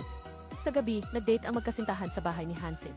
Ang pakiramdam ng sikretong pag-ibigan ay nagpuno. Sa kanilang dalawa ng matinding tamis, tumingin si Hansej kay Seroje at sinabing, sana ay maaari siyang mag-ibaan niyo kaagad. Sa ganitong paraan, maaari silang magkasama ng hayagan. Ito rin ang unang pagkakataon na kusang inasam ni Hansej na mag-ibaan niyo. Samantala, pansamantalang naninirahan si Zoonho sa bahay ni Kang Saja. Araw-araw, hinihintay niya ang kanyang amo at maingat siyang nagme-makeup remover para sa kanya at nakikinig sa kanyang kwento tungkol sa nagdaang araw. Ang pakiramdam na ito ay isang bagay na hindi pa naranasan ni Kang Saha na laging nabubuhay ng mag-isa. Sa kabilang banda, nagkaroon ng ilang aberya sa kontrata sa paggawa ng pelikula. Nakipagnegosasyon ang manager sa film crew upang mag-schedule ng isang libreng araw sa kalendaryo. Sa araw mismo na nag-ibaan niyo si Hansej. Ngunit, biglang binago ng film crew ang plano. Nakatayo sa tabi Inaasahan ni Seroj na muli na namang iiwan ni Hansej ang film crew. Sa gabi, lumabas si Hansej para uminom kasama ang mga kaibigan. Tiyempong umalis si Junho sa tamang oras, na nagpausi sa kina Hansej at sa manager, kung saan siya nananatili. Kaya sinundan nila si Junho hanggang sa pinto ng bahay ni Kang Sasha. At nasaksihan mismo ang eksena ni Kang Sasha, na hinahabol ang asong tumakbo palabas ng bahay. Nagkatitigan ang 4 na tao. Sa sandaling iyon, sinabi rin ni Junho kay Kang Sasha na simula bukas, lilipat na siya mula sa bahay nito. Bago umalis, maingat ding naghanda si Junho ng isang masaganang agahan para kay Kang Sasha. Samantala, nagre-menood siya kasama ang kanyang mga kaibigan. Nang tanungin kung nakikipag-date siya kay Kang Sasha, mariin itong itinanggi ni Junho. Kinabukasan, pagkatapos mag-agahan, bumalik si Hansej sa set ng pelikula at walang nakitang sinuman. Hinanap nila sa lahat ng dako at natagpuan ang food truck at mga regalo mula sa tagahanga. At ang lahat ng staff ay masayang nag-i-enjoy. Hindi na kailangang mag-isip pa ni Hansej at ng manager. Alam nilang ito ay tiyak na inayos ni Seroj. Sa kabilang banda, patuloy pa rin ang paggawa ng pelikula at papalapit na ang araw ng pag-ibaanyo ni Hansej. Balisa ang manager. Sa wakas, pagkatapos lamang ng huling eksena, agad na tumakbo si Hansej palayo sa set ng pelikula. Tumakbo siya ng mabilis patungo sa kanyang pribadong sasakyan. Nang makahabol ang manager, wala na si Hansej. Sa halip, may isang batang lalaki. Nagkataon, nakulang ang film crew ng isang batang artista. Si Hansej, sa anyo ng batang lalaki ay hinila upang maging stand-in at nagpakita ng mahusay na kakayahan sa pag-arte. Matapos makalusot sa film crew, naharap ulit sina Hansej at ang manager sa isang bagong kasinungalingan. Biglang dumating ang ina ni Hansej na may maleta sa bahay niya at nakita ang batang lalaki. Mabilis na nagsinungaling ang manager na apo niya iyon. At pansamantalang naninirahan sa bahay ni Hansej. Matagumpay niyang naloko ang ina. Ngunit nang tangkain niyang isama ang bata, nag-alok ang ina ni Hansej. Naalagaan ang bata para hindi siya maabala sa kanyang trabaho. Dahil sa pagiging mapilit ng ina, walang nagawa ang manager kundi umalis. Tanging hilingin na lang kay Hansej na mag-ingat. Sa kabilang panig, pagkatapos umalis sa bahay ni Kang Sasha, sa wakas ay bumalik na si Junho sa sarili niyang bahay. Ngunit tila malamig ang kanyang ina. Lihim na tinutulungan ng buong pamilya ang mag-ina na magkabati. Nang makabalik sa kanyang kwarto, nakita ni Junho ang isang application form para sa theological school na nakalagay ng maayos sa mesa. Sa kabilang panig, araw-araw, inaalagaan ng ina ni Hansej ang batang lalaki. Isang umaga, nagising si Hansej at narinig ang tunog ng vacuum cleaner at nagulat na hindi niya maaaring hayaang pumasok ang kanyang ina sa dressing room niya. Dali-dali siyang nagkunwari na basa ang kanyang pantalon para pansamantalang itigil ang paglilinis ng ina. Kasabay nito, nag-text siya kay Seroj na pumunta kaagad sa bahay para tumulong. Matagal nang hindi nakikita si Hansej. Agad na tumakbo si Seroj nang matanggap ang mensahe. Sa pamamagitan lamang ng pagtingin sa kwintas sa lid ng batang lalaki, agad niyang nakilala na si Hansej iyon. Upang matulungan siyang paalisin ang kanyang ina sa bahay, lumuhod si Seroj at nagkunwaring nakikipagbalikan kay Hansej upang humingi ng pahintulot sa ina na mag-usap ng pribado sa labas. Nang makita ang labis na sinseridad ni Seroj, sa huli ay pumayag ang ina. Naiwanan ng batang lalaki sa bahay ng mag-isa. Pagkaalis ng dalawa, agad na tinawagan ni Hansej ang manager at inutusan siyang linisin ang dressing room niya. Sa coffee shop, agad na nagtanong ang ina ni Hansej kung kailan maaaring pakasalan ni Seroj ang kanyang anak at pinayuhan siyang huwag iwanan si Hansej. Manatili sa tabi niya magpakailanman. Pinatunayan ni Seroj na kaya niyang gawin iyon. Samantala, matapos matanggap ang utos, mabilis na nilinis ng manager at ni Junho ang dressing room. Nang makabalik ang ina ni Hansej, sinabi ng manager na sinundo na ng ina ng batang lalaki ang bata at bumalik siya upang kumuha ng ilang gamit para kay Hansej. Ipinagpatuloy ng ina ni Hansej ang naudlot na paglilinis. Nang buksan niya ang pinto ng kwarto na dating dressing room, nagulat siya nang makita itong walang laman sa loob. Nagmadaling ipinaliwanag ng manager na iyon ay isang e-face pagkatapos. Nang muling makita si Seroj, tinanong ni Hansej kung ano ang sinabi niya sa kanyang ina. Tapat na sinabi ni Seroj na umaasa ang ina niya na maaari silang magpakasal sa loob ng isang buwan. Nagulat si Hansej at sinabing hindi maaaring magpakasal ng ganoon kabilis. Sa sandaling ito, natuklasan ni Junho ang isang kamera na palihim na nakatutok mula sa malayo. Lumabas na may kumuha ng litrato ni Seroj at ng batang lalaki. Sumugod si Junho upang hulihin ang palihim na kumukuha ng litrato at walang iba kundi ang kalihim ni Seroj. Sa loob, nakuha ng lolo ang numero ni Hansej at tumawag. Ngunit si Seroj ang sumagot. Sinabi niya na kung papayag si Hansej na makipagbalikan, pagbibigyan niya ang isang hiling nito. Sa sandaling iyon, nakita ni Hansej sa anyo ng batang lalaki ang isang mag-ina sa malayo na nagpaalala sa kanya ng ina na gustong magpakamatay, na iniligtas niya sa daan noon. Hiniling ni Hansej kay Seroj na iparating sa kanyang lolo na mayroon siyang isang kahilingan. Lumabas na ang anak ng babae pagkatapos niyang mamatay ay nag-donate ng puso sa ibang bata. Araw-araw nalulunod ang ina sa kalungkutan at nakatayo sa lugar ng aksidente, nawawala ng pag-asa sa buhay. Gusto ni Hansej na tulungan siyang hanapin ang bata na inilipat ng puso. Gusto niyang gamitin ang presensya ng bata upang bigyan ng lakas ang ina na ito na makabangon. Ngunit sa kasamaang palad, ipinakita ng resulta ng paghahanap na ang batang inilipat ng puso ay pumanaw na rin. Kahit alam ang katotohanan, hiniling pa rin ni Hansej kay Seroj na isama siya sa ina. Pagkikita pa lang, lumapit si Hansej at sinabi sa ina na siya ang tumanggap ng puso at hiniling sa kanya na pakinggan ang tibok ng puso niya. Sinabi ni Hansej, ang kanyang namatay na anak ay namumuhay kasama niya at magkasama silang magsisikap na mamuhay ng maayos. Ang mga salitang ito ay nagbigay ng walang hanggang aliw sa desperadong ina. Niyakap niya si Hansej at humagulgol. Sa wakas, naniwala siyang ang kanyang anak ay nabubuhay pa rin sa Hansej na ito sa ibang paraan. Nakawala siya sa kalungkutan at dinala si Hansej upang kumain ng paboritong pagkain ng kanyang anak noong nabubuhay pa. Sa paghihiwalay, bumalik ang ngiti sa labi ng ina. Sa sandaling iyon, nag-iba anyo din si Hansej pabalik sa kanyang orihinal na anyo. Tinanong niya si Theodos kung may kasintahan siyang kasing kakaiba niya, kung labis ba siyang naghihirap. Umiti lang si Theodos at sumagot na ang nagpapahirap sa kanya ay hindi ang pagiging kakaiba niya, kundi ang kabaitan niya. Ngunit anuman ang mangyari, mananatili siyang kasama niya magpakailanman. Nagkatinginan ang dalawa at sabay nang umiti. Nang bumalik sa normal, umuwi si Hansej at niyakap ang kanyang ina, na sinabing labis niya itong namiss. Nag-usap ang mag-ina tungkol kay Theodos. Naniniwala ang kanyang ina na isa siyang mabuting binata at patuloy na hinihikayat ang kanyang anak na magpakasal na. Ngunit ayaw ni Hansej. Kasabay nito, nabanggit ni Professor Kang na ilang araw na ang nakalipas ang kaarawan ni Kang Sasha. Ngunit nakalimutan ng lahat. Si Theodos lang ang nakatanda at nagpadala ng regalo para sa kanya. Agad na iniba ni Kang Sasha ang usapan kay Hansej at sa pagkikita ni Theodos pagkatapos nilang maghiwalay, na ikinainis ni Hansej, hindi nagpatalo.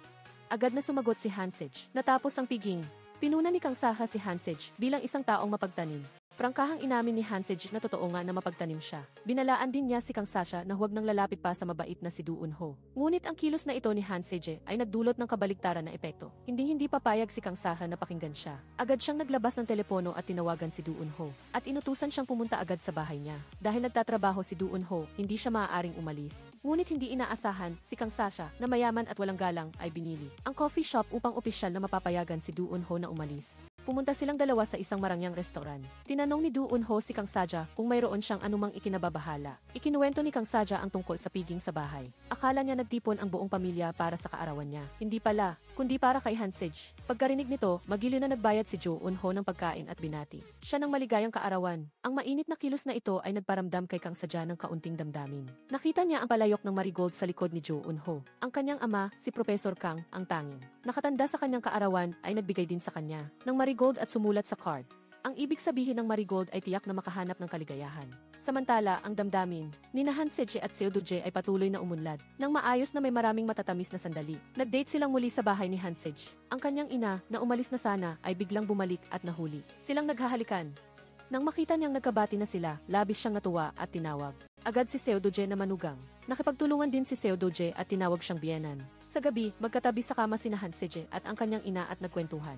Narinig ni Hansej ang kwento ng pag-ibig ng kanyang ina at ama noong araw at tinanong kung bakit nais niyang pakasalan ang kanyang ama. Medyo malungkot na sumagot ang kanyang ina na naisip niya noon na ang tamis ng pag-ibig ay magtatagal magpakailanman kaya pinili niyang magpakasal. Ngunit ang katotohanan ay kabaligtaran, ang pahayag na ito ay nagparamdam din kay Hansej ng karot.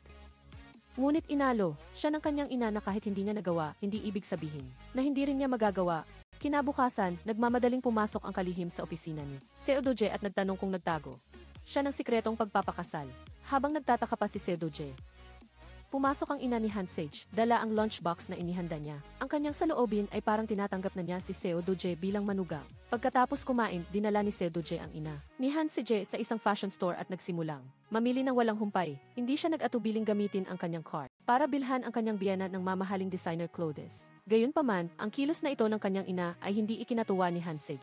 Naisip niya na masyadong marami ang hinihingi ng kanyang ina kay Theodoje. Tumawag siya upang humingi ng tawad sa kanya, ngunit tuwang-tuwa si Theodoje at nag-ayos pa ng full-day date para sa susunod na araw.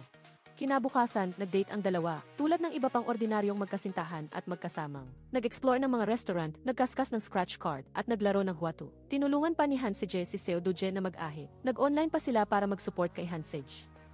Ngunit ang mga sandali ng kaligayahan ay madalas lumipas. Nang napakabilis, pagtapos ng isang matamis na araw, si Hansej ay nagturong pabiro sa isang billboard niya at sinabi kay Theodoje na nag-eehersisyo siya rito araw-araw. Kaya siguradong nakikita siya nito araw-araw. Ngunit pagkasabi niya nito, na-realize niya na mayroong mali dahil si Theodoje ay hindi makikilala siya sa billboard na iyon. Kahit mabilis na nagpalit ng paksa si Hansej, may kaunting kalungkutan pa ring dumaan sa mukha ni Theodoje.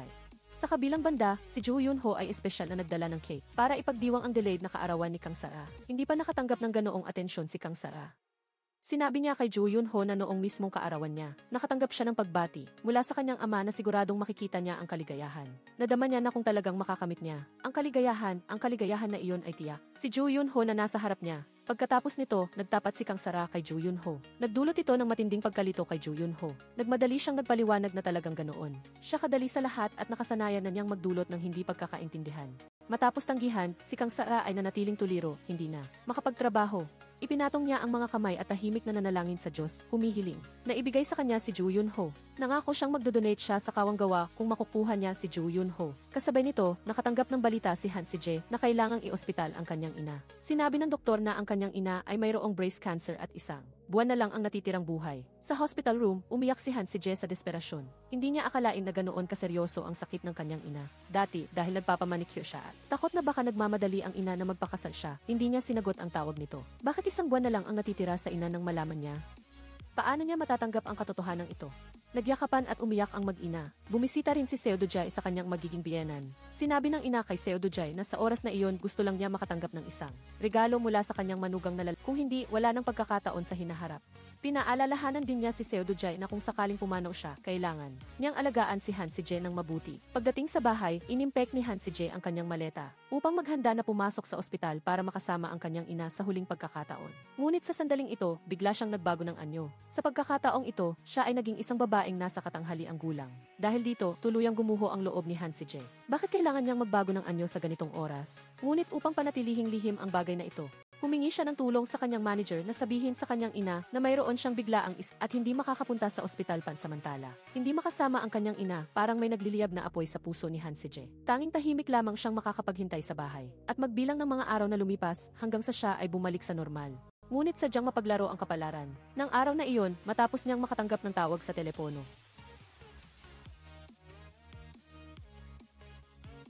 wala nang pag-aalinlangan sa isip ni Han Si-jae na mag-alala pa sa kanyang anyo matapos magbago. Nagmadali siyang pumunta sa tabi ng higaan ng kanyang ina. Ang mahinang ina ay nagmulat ng kanyang mga mata, nakita ang isang babaeng nasa katanghali ang gulang na nakaupo sa kanyang harapan. Ang nakakabigla kay Han Si-jae ay agad siyang nakilala ng kanyang ina. Walang tigil na humingi ng tawad si Han Si-jae, ngunit tila naiintindihan na ng kanyang ina ang lahat. Inaliw niya ang kanyang anak, sinabing siya ang dapat humingi ng tawad. Lumabas na labis ang paghihirap ng kanyang anak, ngunit hindi niya alam. Sinabi niya kay Han Si-jae na umaasa siyang maging ina pa rin niya sa susunod na buhay. Sa panahong iyon, tiyak na gagawin niya ang mas mahusay. Pagkatapos nito, pumanaw ang kanyang ina. Sa sandaling ito, kararating lamang ni Seo Do-jae sa ospital. Lumapit siya at niyakap ng mahigpit si Han Si-jae na humahagulgol. Sa funeral hall, tumayo si Seo Do-jae sa harap ng larawan ng kanyang biyenan at nangako. Natutuparin niya ang kanyang salita, gagawin ang ipinangako niya at aalagaan si Han Si-jae habang buhay. Kasabay nito, habang nasa katawan pa rin ng ibang babae, si Han Si-jae ay bumagsak at humagulgol sa banyo. Sa sandaling ito, pumasok si Seo Do-jae upang ayusin ang kanyang makeup at napansin ang babaeng nasa katanghali ang gulang na umiiyak. Pagkaalis ni Seo Do-jae, bumalik si Han Si-jae sa kanyang orihinal na anyo. Sa sandaling ito, naalala ni Seo Do-jae na nakalimutan niya ang kanyang lipstick sa banyo. Nang bumalik siya, hindi sinasadyang dumaan siya sa tabi ni Han Si-jae. Nagdulot ito ng pagdududa kay Seo Do-jae. Maliwanag na ang taong humahagulgol sa banyo kanina ay isang babaeng nasa katanghali ang gulang. Bukod pa rito, sa maikling panahon na umalis siya, walang sinuman ang pumasok o lumabas. Kaya, saan nanggaling si Han Si-jae? Samantala, ang presensya ni Seo Do-jae ay nagdulot ng pagtuon ng atensyon ng mga bisita. Kung magbabalikan pa silang dalawa, bagamat nag-aalala pa rin si Han Si-jae na baka makaapekto ito kay Seo Do-jae, mariin siyang hinawakan sa kamay ng lalaki. Sa sandaling ito, dumating din si Kang Sara upang makiramay at nagpahayag ng taos-pusong pag-aalala kay Han Si-jae. Ang relasyon sa pagitan nilang dalawa ay tila lumambot din. Habang ang manager at si Ryu Yun-ho, nang makita si Han Si-jae na pilit pinipigilan ang kanyang kalungkutan. Sa libing, labis silang naawa. Niyakap nilang dalawa si Han Si-jae upang makahagulgol siya ng buo. Noong gabi, sinabi ni Han Si-jae kay Seo Do-jae na ang pagiging kasama ng kanyang mga kaibigan at niya ay nagparamdam sa kanya na hindi siya nag-iisa. Dati, naisip niya na kapag namatay ang kanyang ina, hindi na niya alam kung paano pa mabubuhay. Ngunit ngayon, tila naging mas matapang siya ng kaunti. Gayunpaman, labis siyang nagsisisi dahil hindi niya nagamit ang sarili niyang mukha para ihatid ang kanyang ina. Natatakot siyang kung namatay siya habang nasa ibang anyo. Walang sinuman ang makakaalam na si Han Si-jae ang namatay. Pakikinig sa kanyang damdamin, mahigpit na hinawakan ni Seo Do-jae ang kamay ni Han Si-jae upang aliwin siya. Sinabi niya na kung mangyari man iyon, hahanapin niya siya. Kahit saan pa sa mundo, hahanapin niya si Han Si-jae. At hahawakan ng mahigpit ang kanyang kamay tulad ng ginagawa niya ngayon. Matapos ang libing, dinala ni Han Si-jae ang mga labi ng kanyang ina pauwi. Hindi tumigil ang anino ng kanyang ina sa paglitaw sa kanyang harapan. Sa video, hinimok siya ng kanyang ina na mamuhay ng masaya. Pagkatapos, bumalik si Han Si-jae sa set upang ipagpatuloy ang trabaho. Ang kanyang estado ay tila hindi naapektuhan. Natapos niya ang eksena ng mahusay. Sa sandaling ito, naalala ulit ni Seo Do-jae ang nangyari sa babaeng nasa katanghaliang gulang at kay Han Si-jae. Sa banyo, lalong lumalaki ang kanyang pagdududa at umupa siya ng private detective para subaybayan si Han Si-jae. Sa kabilang banda, matapos ang shooting ng pelikula, pumunta si Han Si-jae kasama ang kanyang mga kaibigan sa isang street vendor upang magdiwang. Ngunit naramdaman ng kanyang mga kaibigan na tila masyadong mabilis siyang nakarecover at kaya niya pang banggitin ang kanyang ina ng natural. Lalo itong nag-aalala sa kanila at inisip nilang nagpapanggap lang si Han Si-jae na malakas. Sa pag-iisip nito, lumapit ang manager at niyakap siya ng mahigpit. Sa kabilang banda, dumating ang ina ni Seo Do-jae sa opisina niya. Dahil nakita niya si Seo Do-jae na dumalo sa libing ng ina ni Han Si-jae, napagtanto niya na marahil ay talagang mahal ng anak niya si Han Si-jae. Direkta ring inamin ni Seo Do-jae na alam ni Han Si-jae ang kanyang prosopagnosya pagkabulag sa mukha. Sinabi ng ina kay Seo Do-jae, sa totoo lang, pagkatapos ng aksidente niya, gumuho rin ang loob niya. Ngunit ang pagdating ng propesor, ang nakatulong sa kanya na malampasan ang mga mahihirap na araw na iyon. Pinayuhan niya ang anak kung talagang mahal niya si Han Si-jae. Sa pagkakataong ito, dapat siyang maging buong puso. Sa piling niya, huwag magtrabaho at huwag isipin ang ibang bagay.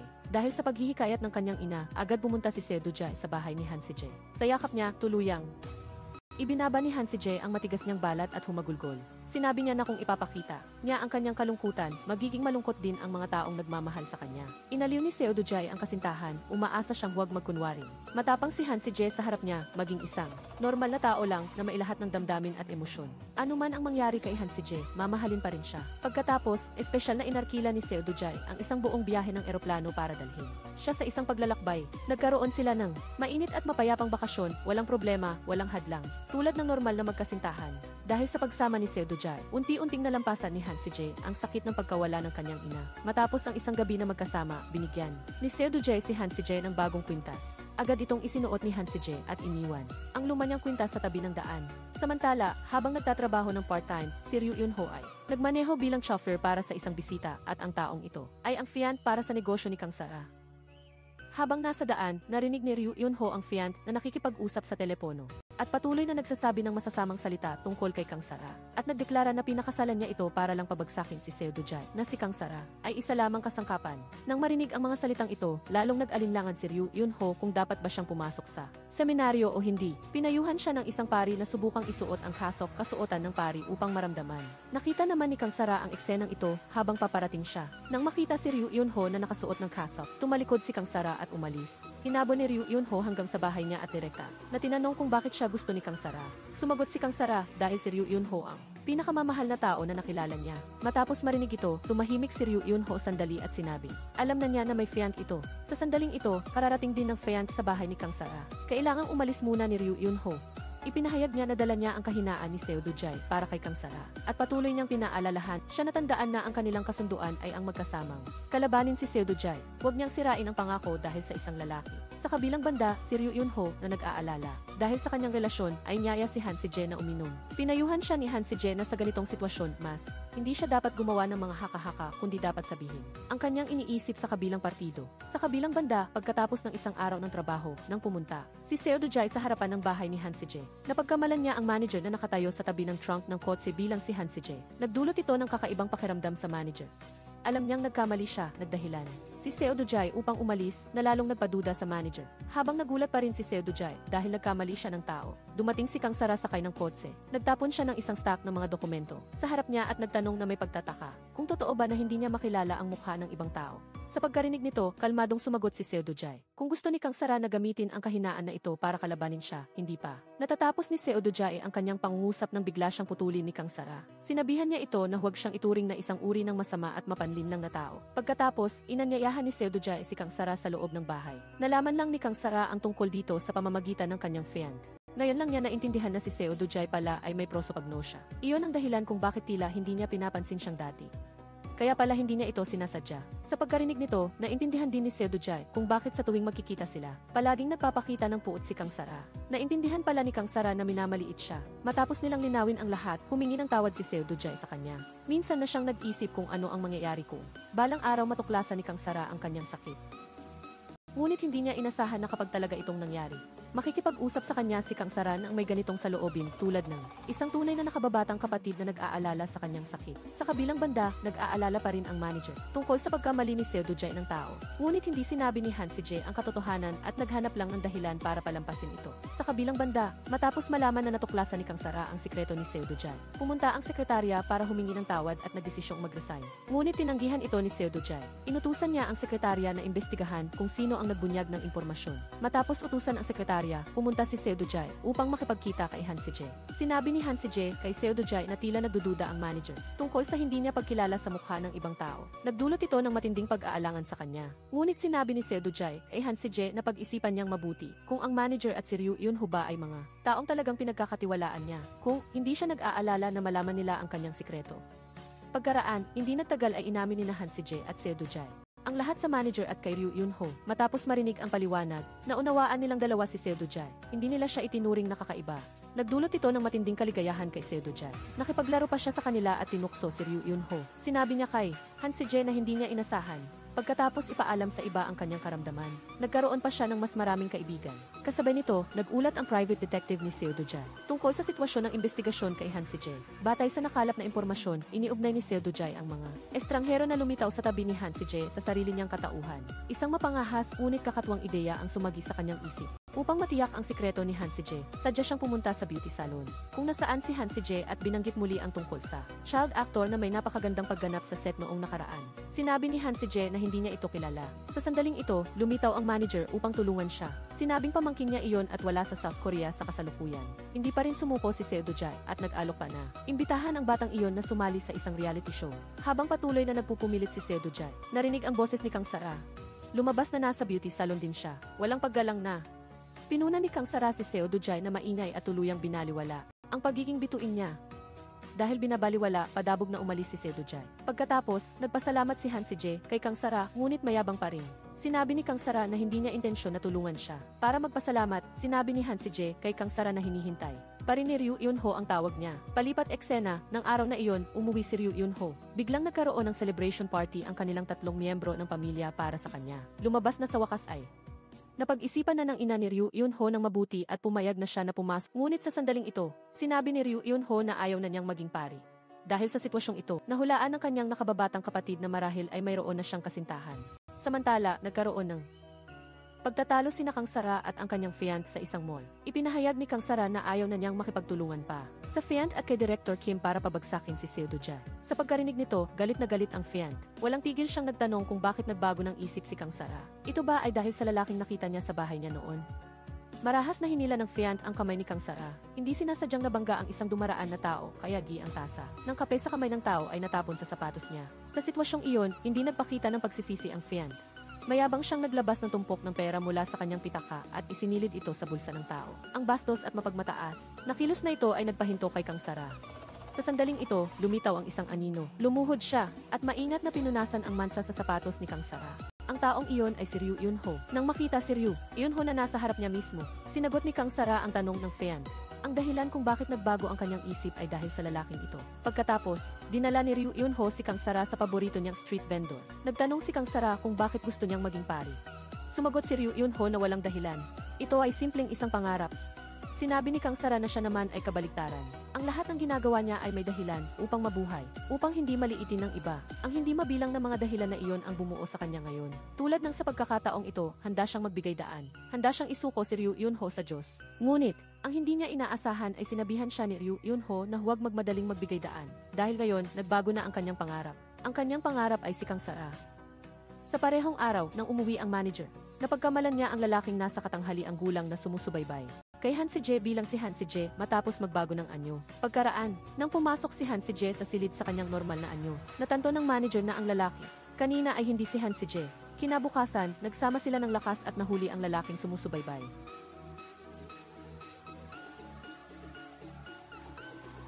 Pagkatapos, pumunta si Seo Do-jae para harapin siya. Walang alinlangan niyang inamin ang lahat at naghagis pa ng isang video clip sa mesa na nagpapakita ng eksena sa libing ng ina ni Han Si-jae noong araw na iyon.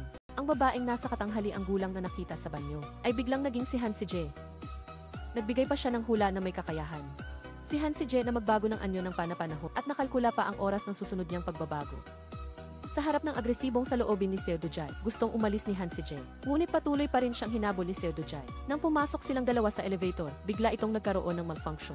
Sa loob ng elevator, gumamit ng mapanuksong pananalita si Seo Dojai at hinamon si Han Si-jae na sumali sa kanya sa isang reality show na live na ipapalabas sa loob ng 24 oras upang patunayan na hindi siya nagbabago ng anyo. Sa isang saglit ng pagkawala ng kontrol, pumayag si Han Si-jae. Kasabay nito sa kumpanya, nagbago ng estilo ng pananamit si Kang Sara, kaya hindi siya nakilala ni Seo Dojai. Sa sandaling iyon, nakita ni Kang Sara si Director Kim na nakaupo sa isang tabi at tahimik na nagmamasid. Mabilis siyang tumawag ng kuya upang maalis ang awkward na sitwasyon kung saan hindi siya nakilala ni Seo Dojai. Pagkatapos, sinabi ni Kang Sara kay Seo Dojai na sina Director Kim at ang kanyang dating fiant ang nagbunyag ng kanyang sikreto. Ang layunin nila ay pabagsakin si Seo Dojai at kunin niya ang kumpanya. Matapos marinig ito, tinanong ni Seo Dojai si Kang Sara kung tinutulungan niya siya dahil naawa siya sa kanya.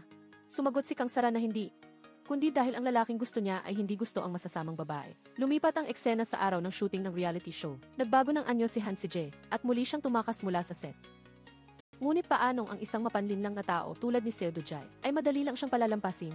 Hula niya na nagbago ng anyo si Han Si-jae at nagtatago sa bahay. Agad niyang sinabi sa direktor na nag-text si Han Si-jae at pinapunta ang buong crew sa bahay niya para mag-shoot. Kasabay nito, mayabang din siyang nag-text at ipinaalam kay Han Si-jae. Pagkatanggap ng mensahe, nagmadaling nakipag-ugnayan si Han Si-jae sa manager para ayusin ito. Para tulungan si Han Si-jae na malampasan ang krisis na ito, hindi nag-atubiling ibangga ng manager ang kotse sa gilid ng kalsada na nagdulot ng totoong aksidente. Dahil nasugatan ang manager, kinansela ni Han Si-jae ang lahat ng aktibidad. Sa ganitong paraan, nalampasan niya ang mapanganib na sitwasyong ito. Nang makita niyang nadamay at nasaktan ang kanyang matalik na kaibigan, muling nalunod si Han Si-jae sa siklo ng pagsisisi sa sarili.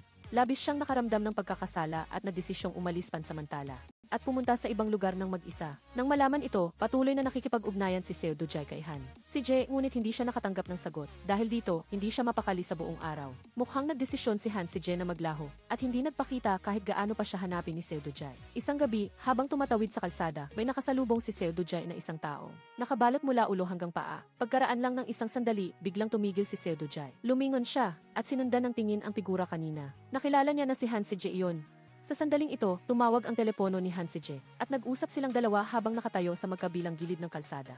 Mula sa kabilang panig, ipinakita ni Han Si-jae ang kanyang mukha kay Seo Dojai. Lumabas na sa pagkakataong ito, nagbago siya ng anyo at naging isang matandang lalaki. Sinabi ni Han Si-jae kay Seo Dojai na sa pagkakataong ito, hindi na siya makakabalik sa dati. Kasabay ng nagmamadaling daloy ng mga sasakyan, muling naglaho si Han Si-jae sa karamihan ng tao. Sa kabilang banda, matapos makalabas sa ospital, nalaman din ng manager ang balita ng pagkawala ni Han Si-jae at hinanap nila siya ni Seo Dojai. Sinabi ni Seo Dojai na nakita niya si Han Si-jae, ngunit sa pagkakataong ito ay hindi siya makakabalik sa dati niyang anyo mula sa pagiging matandang lalaki. Sa pagkarinig nito, tinanong ng manager si Seo Dojai kung patuloy pa rin ba siyang mamahalin ni Seo Dojai. Kung mananatili si Han Si-jae sa anyo ng isang matandang lalaki, hindi sumagot si Seo Dojai, nag-alinlangan siya dahil hindi niya alam kung kaya niyang baliwalain ang tingin ng ibang tao para patuloy na mahalin ang isang Han Si-jae na naging matandang lalaki. Pagka-uwi, kinuha ng sekretarya ang notebook na iginuhit ni Seo Dojai ng lahat ng anyo ni Han Si-jae at tinanong siya kung ano ito. Sa pagtingin sa mga pahina na puno ng pangalan ni Han Si-jae, naalala ni Seo Dojai ang sinabi ni Han Si-jae na sa buhay ng isang tao, bihira lang ang pagkakataong maging tapat sa isang bagay.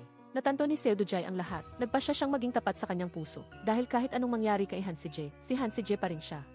Sa sandaling ito, pumunta si Han Si-jae na nasa anyo ng matandang lalaki kay Seo Dojai. Sinabi niya na dahil hindi na siya makakabalik sa dati, naisip niya na iwanan siya ngunit hindi niya magawa at humingi siya ng pahintulot na bisitahin siya paminsan-minsan. Nagpahayag din si Seo Dojai ng kanyang iniisip. Nang malaman niyang mananatili si Han Si-jae bilang isang matandang lalaki, nagkaroon siya ng kaunting takot. Natatakot siyang baka mawala siya dahil sa tingin ng ibang tao. Kaya, naghanda si Seo Dojai na talikuran ang lahat. Kahit na kailangan ni Han Si-jae na manatiling nabubuhay sa anyo ng isang matandang lalaki, pipiliin pa rin niyang manatili sa tabi niya. Matapos ang isang taos pusong pag-amin, mahigpit silang nagyakapan sa loob ng kotse. Sa sandaling ito, bumalik si Han Si-jae sa kanyang orihinal na anyo. Pagka-uwi, pinagalitan ni Han Si-jae ang manager kung bakit nagawa niyang gumamit ng nakababaliw na paraan tulad ng pag-aksidente para tulungan siyang magtago. Ngunit pagkatapos, malungkot siyang yakap ang manager. Sa kabilang banda, sa panahon ng pagkawala ni Han Si-jae, kumalat ang mga chismis tungkol sa kanya. Sa sandaling ito, may naisip na mapanganib na plano si Seo Dojai. Nakipag-ugnayan siya sa reporter. Nagpahayag na magbibigay siya ng isang sensational na balita tungkol kay Han Si-jae. Habang inilalahad ni Seo Dojai ang impormasyon, nakalap niya sa reporter, dumating naman si Han Si-jae. Agad na nakuha ng kanyang pagdating ang atensyon ng lahat, at maging si Seo Do-jae ay nagulat. Pagkatapos, ipinakita ni Han Si-jae ang kanyang buong karisma, at naunawaan niya ang ugali ni Seo Do-jae na mahilig magkunwari na inosente. Hinamak niya si Seo Do-jae sa harap ng lahat. Sa huli, binalaan niya ito na huwag na siyang magsalita patungkol sa pagbabago niya ng anyo. Lumapit pa siya kay Seo Do-jae at bumulong, kung talagang kaya kong magbago ng anyo. Ang una kong gagawin ay i-account deletion ka. Kahit pa magbago ako ng anyo at i-account deletion ka, hindi ako mahahanap ng pulisya. Dahil sa mga salitang ito, natakot si Seo Do-jae at umatras. Pagkatapos, naglathala ang reporter ng isang artikulo na nagpapahiwatig na tinulungan ni Seo Do-jae si Han Si-jae at ang manager na nagpagaan sa kanilang galit. Habang nakaupo at nag-uusap, sina Ryu Eun-ho at Seo Do-jae ay nagkomento lang na nakakatakot talaga ang paghihigan. Sa sandaling ito, biglang dumating ang sekretarya ni Seo Do-jae at nagulat ng matuklasan na alam na ng lahat ng 4 na tao ang kondisyon ni Seo Do-jae. Nagdulot ito ng matinding kawalang katarungan sa kanya. Siya ang sekretarya ni Seo Do-jae, ngunit wala siyang alam. Nagreklamo siya ng matagal ngunit agad na nagbago ng saloobin. Matapos mag-alok si Seo Do-jae ng dagdag na sweldo. Pagkatapos kumain, habang nag-uusap, nagbahagi sina Han Si-jae at Seo Do-jae ng kanilang damdamin tungkol sa una nilang pagtuklas sa kanilang kakaibang kalagayan. Sinabi ni Seo Do-jae na nang una niyang matuklasan na hindi niya makilala ang mukha ng ibang tao. Ang pinakamasakit ay ang hindi niya makilala ang mukha ng taong mahal niya. Para naman kay Han Si-jae, sinabi niya na noong una siyang nagbago ng anyo, may isang estranghero na tumulong sa kanya sa kabila ng panganib. Kaya naman, gusto rin niyang makatulong sa iba nang walang pag-aalinlangan. Dahil sa paghihikayat ni Han Si-jae, nagdesisyon si Seo Do-jae na isapubliko ang kanyang sikreto dahil gusto niyang piliing magtiwala sa mga taong nagmamahal sa kanya. Kinabukasan, sa isang family gathering, biglang ibinunyag ni Seo Do-jae na nagkaroon siya ng aksidente. Sa kotse 0 taon na ang nakalipas at nag-iwan ito ng sequel kaya hindi niya makilala ang mukha ng ibang tao. Sa pagkarinig nito, labis na nagulat ang lolo at pinagalitan ang ina ni Seo Do-jae kung bakit hindi niya ito sinabi sa kanya. Sa sandaling ito, nagsalita si Kang Sara, sinabing kung noong panahong iyon, mayroon mang maliit na depekto si Seo Do-jae.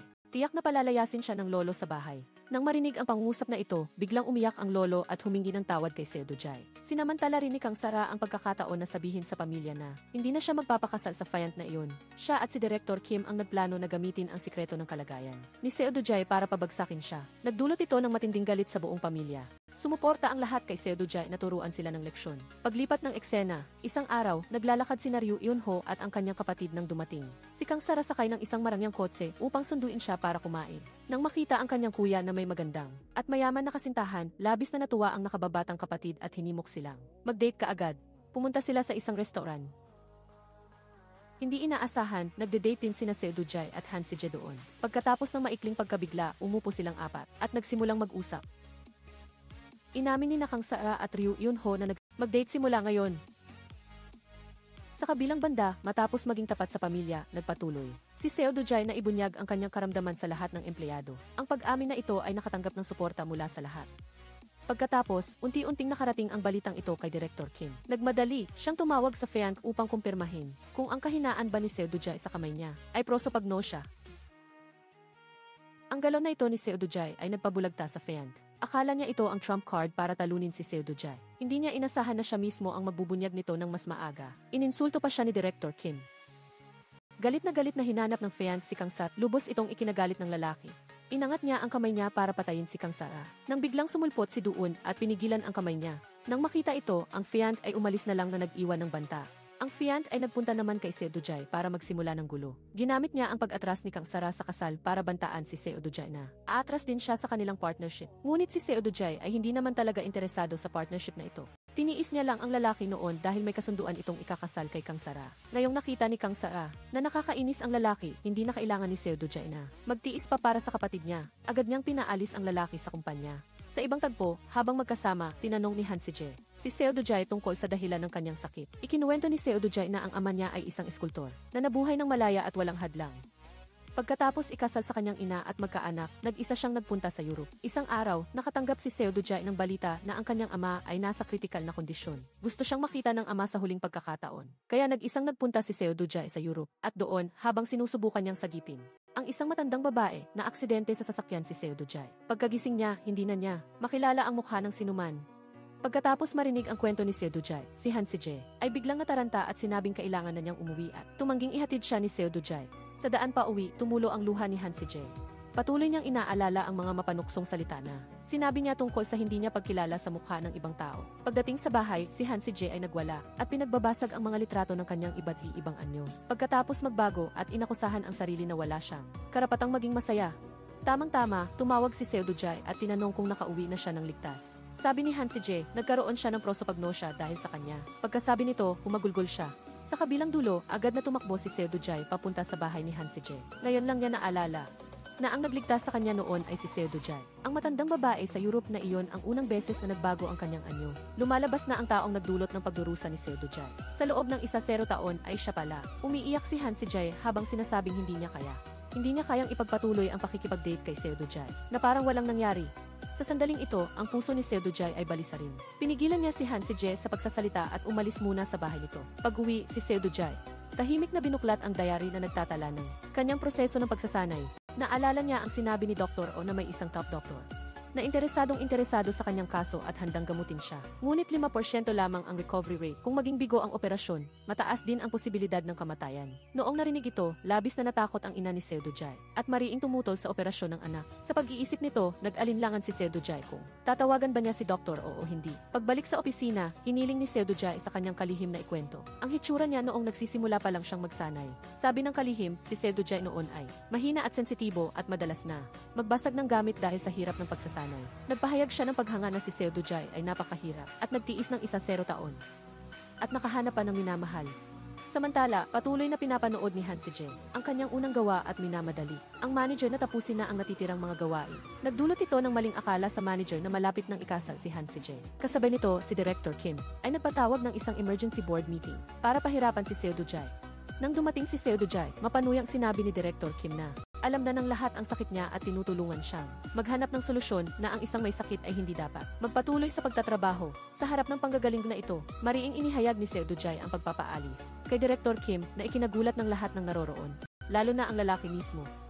Sumagot ang lalaki na labag ito sa company regulations at hindi hahayaan ng chairman na mangyari ito. Agad namang napahiya si Director Kim. Dahil sa pagkakataong ito, ang lolo ni Seudujay ay naroroon na pala, tahimik na nakatayo sa isang tabi. Nagkunwari pa ang lolo na hindi niya kilala ang lalaki at sinabing wala na ang taong ito sa kumpanya. Sa ibang pangyayari, ang relasyon ni Seudujay at Hansi J ay nagpakita na ng lamat at maaari na lang silang tahimik na magmasid sa isa't isa mula sa malayo. Sa sandaling ito, hindi sinasadyang naikwento ni Jo Eun-ho ang tungkol sa pag-inom ni Seudujay sa kanya. At sinabing napakaraming gusto niyang sabihin kay Hansi J. Nang marinig ito, pinayuhan ni Hansi J si Jo Eun-ho na huwag nang makipagkita kay Seudujay. Mula sa kakaibang mga salita at kilos ni Hansi J kamakailan, napansin ni Jo Eun-ho at ng manager ang kakaibang sitwasyon sa pagitan ng dalawa. Sa kabilang banda, nagkasakit si Kang Sara dahil sa imahe ng kumpanya, hindi siya makakapunta sa ospital para malaman ng lahat na nagkasakit siya dahil makakaapekto ito sa presyo ng stocks. Napilitan siyang tawagin si Jo Eun-ho para magdala ng gamot at nakita niya si Kang Sara na mahina sa kama, labis na nalungkot si Jo Eun-ho. Nagpumilit siyang manatili para ipagluto siya ng lugaw. Habang kumakain si Kang Sara, tahimik na sinabi ni Jo Eun-ho na pakiramdam niya ang taong kailangan niyang iligtas ay si Kang Sara dahil nararamdaman niya na hindi siya mabubuhay kung wala siya. Sa kabilang panig, sa harap ng memorial tablet ng kanyang ina, ikinuwento ni Hansi J ang mga nangyari kamakailan. Handa na siyang magretiro at hindi niya kayang harapin si Seudujay. Pagkatapos nito, pinuntahan ni Hansi J ang ina ni Seudujay. Tuwang-tuwa ang ina nang makita siyang dumating at naghanda pa ng prutas. Ngunit lumuhod si Hansi J sa harap niya, na ikinagulat ng ina. Hindi tumitigil si Hansi J sa paghingi ng tawad, at sinabing hihiwalayan na niya si Seudujay, at hiniling na alagaan siyang mabuti pag alis niya. Sa sandaling ito, dumating si Seudujay at isinama si Hansi J. Sinabi ni Hansi J sa kanya na ang pagluhod niya sa harap ng kanyang ina ay para magbayad sala, kahit hindi niya kayang sabihin ang totoo. Ngunit sa puso ni Hansi J, hindi niya kayang patawarin ang sarili niya dahil siya ang pinagmulan ng lahat ng pagdurusa ng mag-ina. Sa harap ng isang Hansi J na puno ng pagsisisi, sinabi ni Seudujay na hindi niya siya sisisihin at hindi siya magtatanim ng galit. Ngunit si Hansi J ay hindi mabubuhay ng payapa at ang kanyang puso ay patuloy na magdurusa. Hindi niya kayang kalimutan ito at hindi niya kayang magkunwari na walang nangyari habang kasama siya.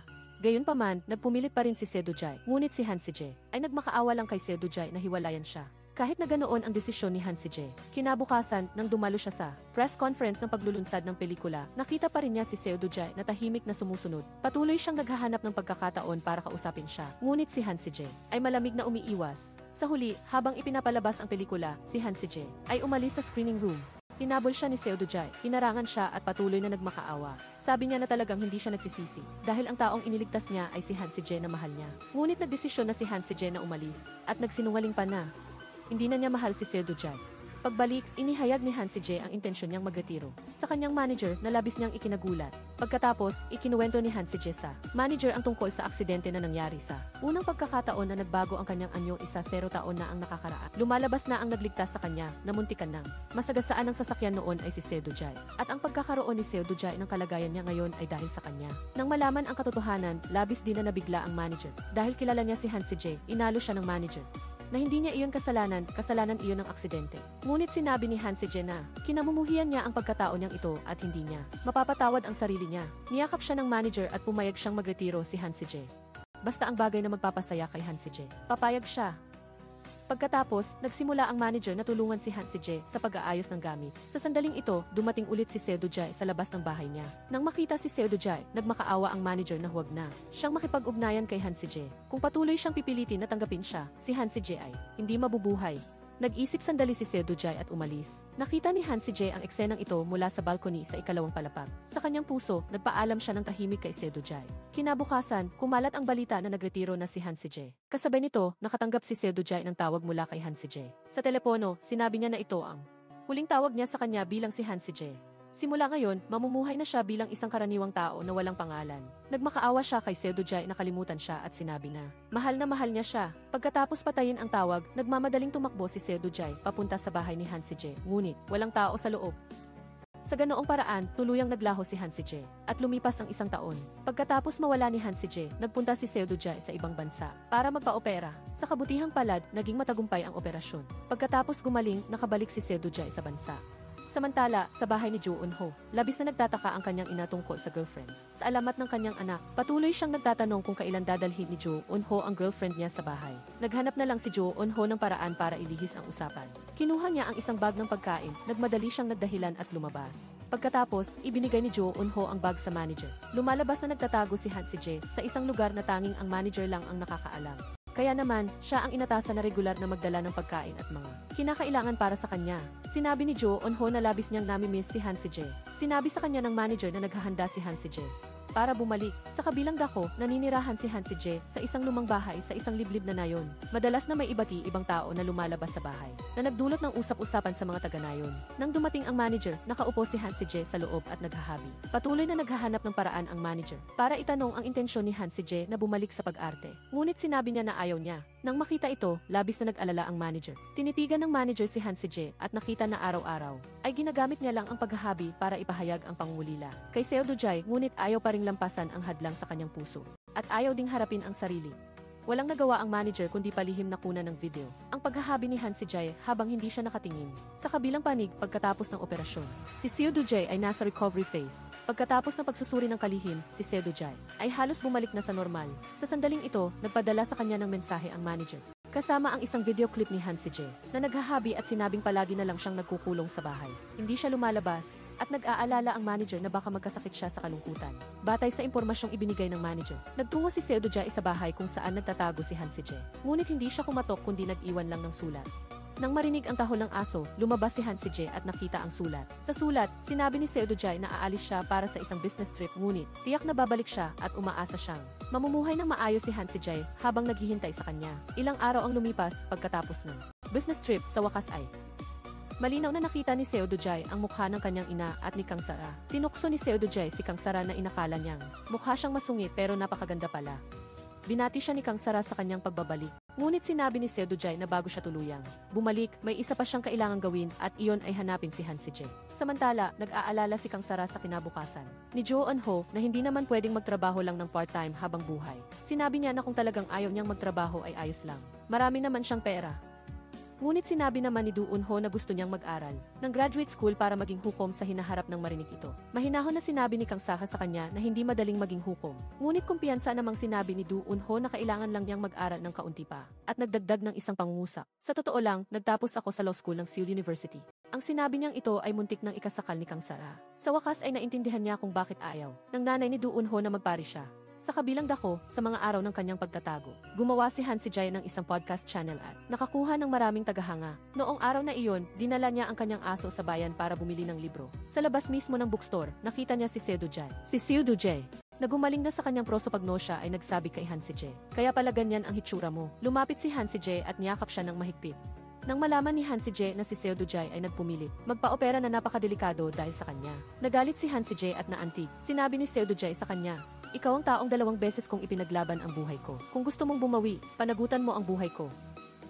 Ang pangungusap na ito ay tuluyang nakatulong kay Han Si-jae na alisin ang bigat sa kanyang puso. Kinuha ni Han Si-jae ang mga sweater na hinabi niya para sa kanya sa loob ng 1 taon at ipinasuot sa kanya. Nagulat si Han Si-jae sa kanyang pag-alis ng biglaan. Sa panahong si Seo Do-jae ay sumasailalim sa masakit na operasyon. Wala siya sa tabi niya, muntik na silang magkahiwalay. Ngunit sinabi ni Seo Do-jae na lubos niya itong naiintindihan. Sa ganoong paraan, nagyakapan silang dalawa at nagkaroon ng mapayapa at masayang gabi. Kinabukasan, nang umalis si Seo Do-jae, sinabi niya na susunduin niya siya. Ngunit sumagot si Han Si-jae na siya naman ang pupunta sa kanya.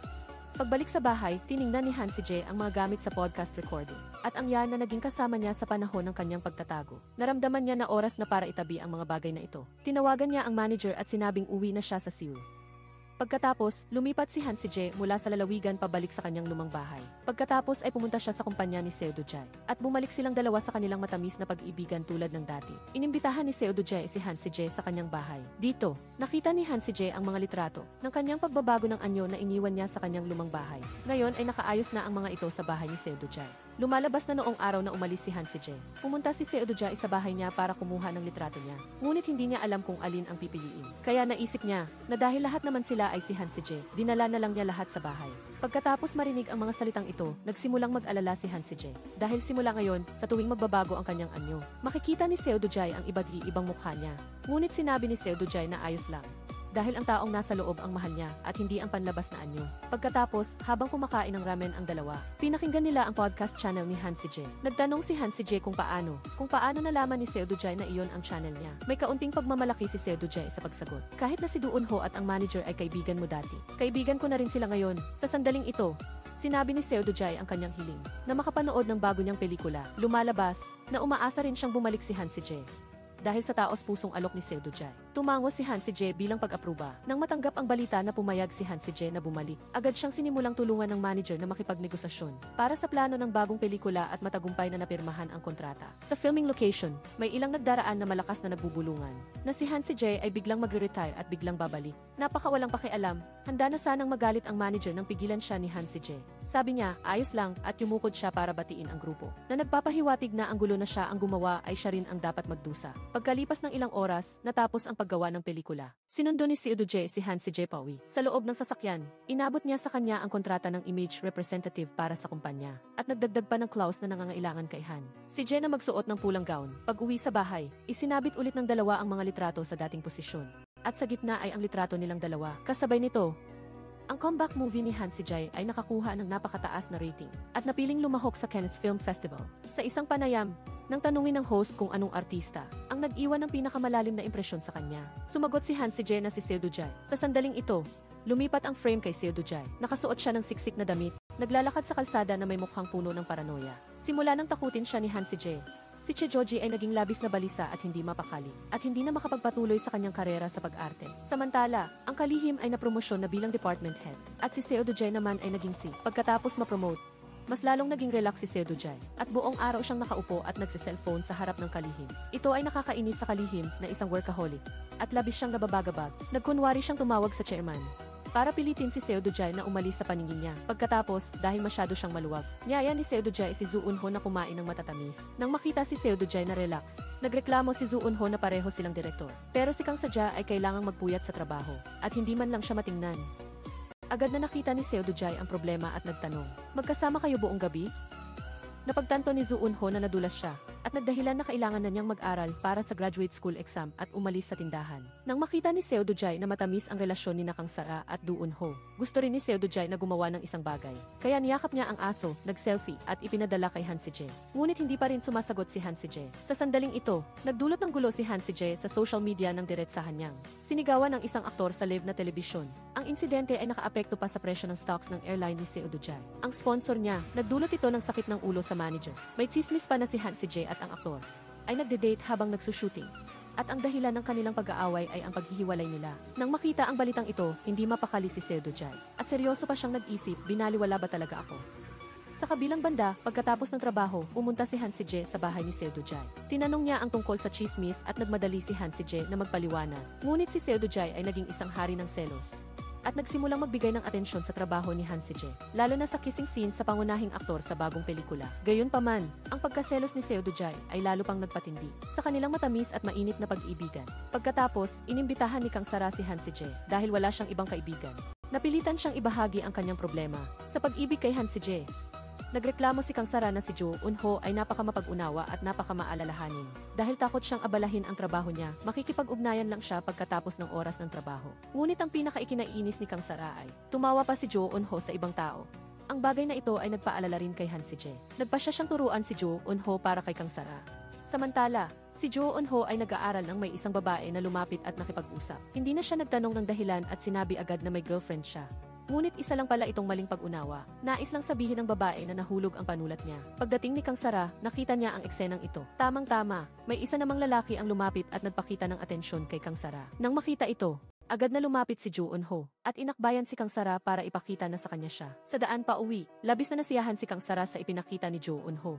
Ngunit nag-aalala pa rin si Jo Un-ho tungkol sa pakikipag-usap ni Kang Sara sa isang estranghero. Pagkatapos siyang aliwin ni Kang Sara, sinabi niya na magiging abala siya at nagbigay siya sa kanya ng kotse para magamit niya papunta at pauwi sa klase. Sa parehong araw, galit na nagtanong ang kalihim kay Seo Do-jae kung nagtaksil ba siya dahil mayroon siyang mga stolen photos ni Seo Do-jae na nakikipag-intimate sa ibang babae. Nagmadali ang kalihim na makipag-ugnayan sa manager ni Han Si-jae. Nang magkita sila, nag-assume siya agad na si Seo Do-jae ang unang nagtaksil. Kaya nagkaroon ng chismis si Han Si-jae sa aktor na iyon.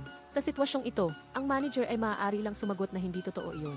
Ngunit dahil hindi alam ang tungkol sa pagbabago ng anyo ni Han Si-jae, ipinagpilitan pa rin ng kalihim na ang katotohanan ay tulad ng kanyang hinala upang ayusin ang hindi pagkakaunawaan sa pagitan ni Seo Do-jae at Han Si-jae. Inanyayahan ng kalihim ang lahat na maghapunan sa kanyang bahay. Ngunit ang relasyon ng dalawa ay napakaganda na, hindi na kailangan pang ayusin. Sa hapunan, inihayag din ng manager na ikakasal na siya. Pagkatapos ng hapunan, habang sina Do Un-ho, Seo Do-jae at ang kalihim ay lumabas para bumili ng alak, sina Seo Do-jae at Do Un-ho na lasing ay walang ingat na nag-usap tungkol sa pagbabago ng anyo ni Han Si-jae. Ang kalihim na nakatayo sa tabi ay walang naintindihan. Maingat pa ring ipinaliwanag ni Seo Do-jae na bawat buwan, si Han Si-jae ay nagiging ibang tao. Ngunit inakala lang ng kalihim na naglalasangan lang silang dalawa.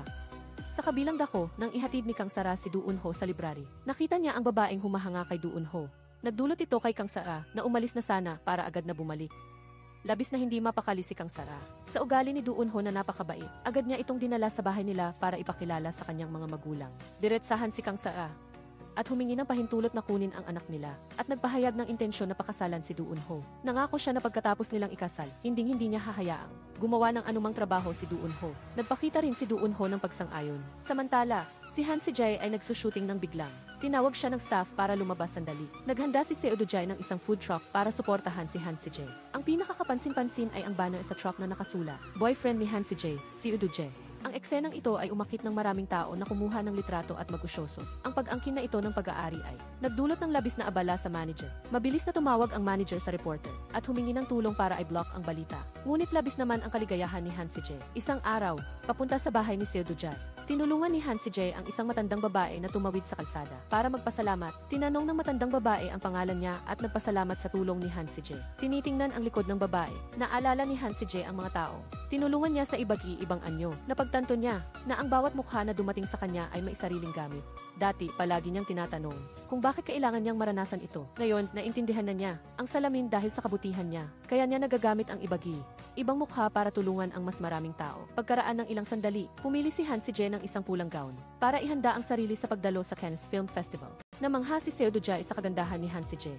Dinala niya ito sa isang lugar na ginawa niyang wedding venue. Magkahawak kamay silang naglakad patungo sa lugar ng panunumpa. Sa sandaling ito, kinuha ni Seudujay ang dalawang singsing. Sabi niya, ito ay engagement. At ituring na parang rehearsal para sa kasal. Pagkatapos ng panunumpa, isinuot nila ang mga singsing sa isa-gi-isa. Pagkatapos ay pumunta silang dalawa sa dalampasigan. At binalikan ang mga pagsubok na pinagdaanan nila. Nagpahayag ng paghanga sa hirap at tamis na hatid ng tadhana. Sa sandaling ito, sinabi ni Seudujay kay Han Si Jae ang tatlong salita mahal kita. Ito ang tatlong salita na palagi niyang hindi masabi. Ngayon, sa wakas ay nasabi na niya ang laman ng kanyang puso. Nang marinig iyon, umiti si Han Si Jae at lumapit sa kanya. Dala-dala ni Han Si Jae ang lahat ng iba't-ibang pagkatao na lumabas sa kanyang buhay. Maligaya at matatag siyang lumapit kay Seudujay dahil naniniwala siya na ang lalaki sa harap niya ay kayang maging mapagparaya at maintindihan ang lahat tungkol sa kanya. Siya ang taong magmamahal sa kanya kahit sino pa ang maging siya. Sinabi ni Han Si Jae kay Seudujay na mahal din niya siya. Pagkatapos, naghalikan ang dalawa sa dalampasigan. Pagkatapos, nagsama-sama sina Han Si Jae at Seudujay at kumuha ng isang souvenir photo sa dalampasigan. Nagtawanan ang dalawa at mananatili silang masaya magpakailanman. Dito nagtatapos ang pelikula. Salamat sa panonood ng buong video. Hanggang sa muli!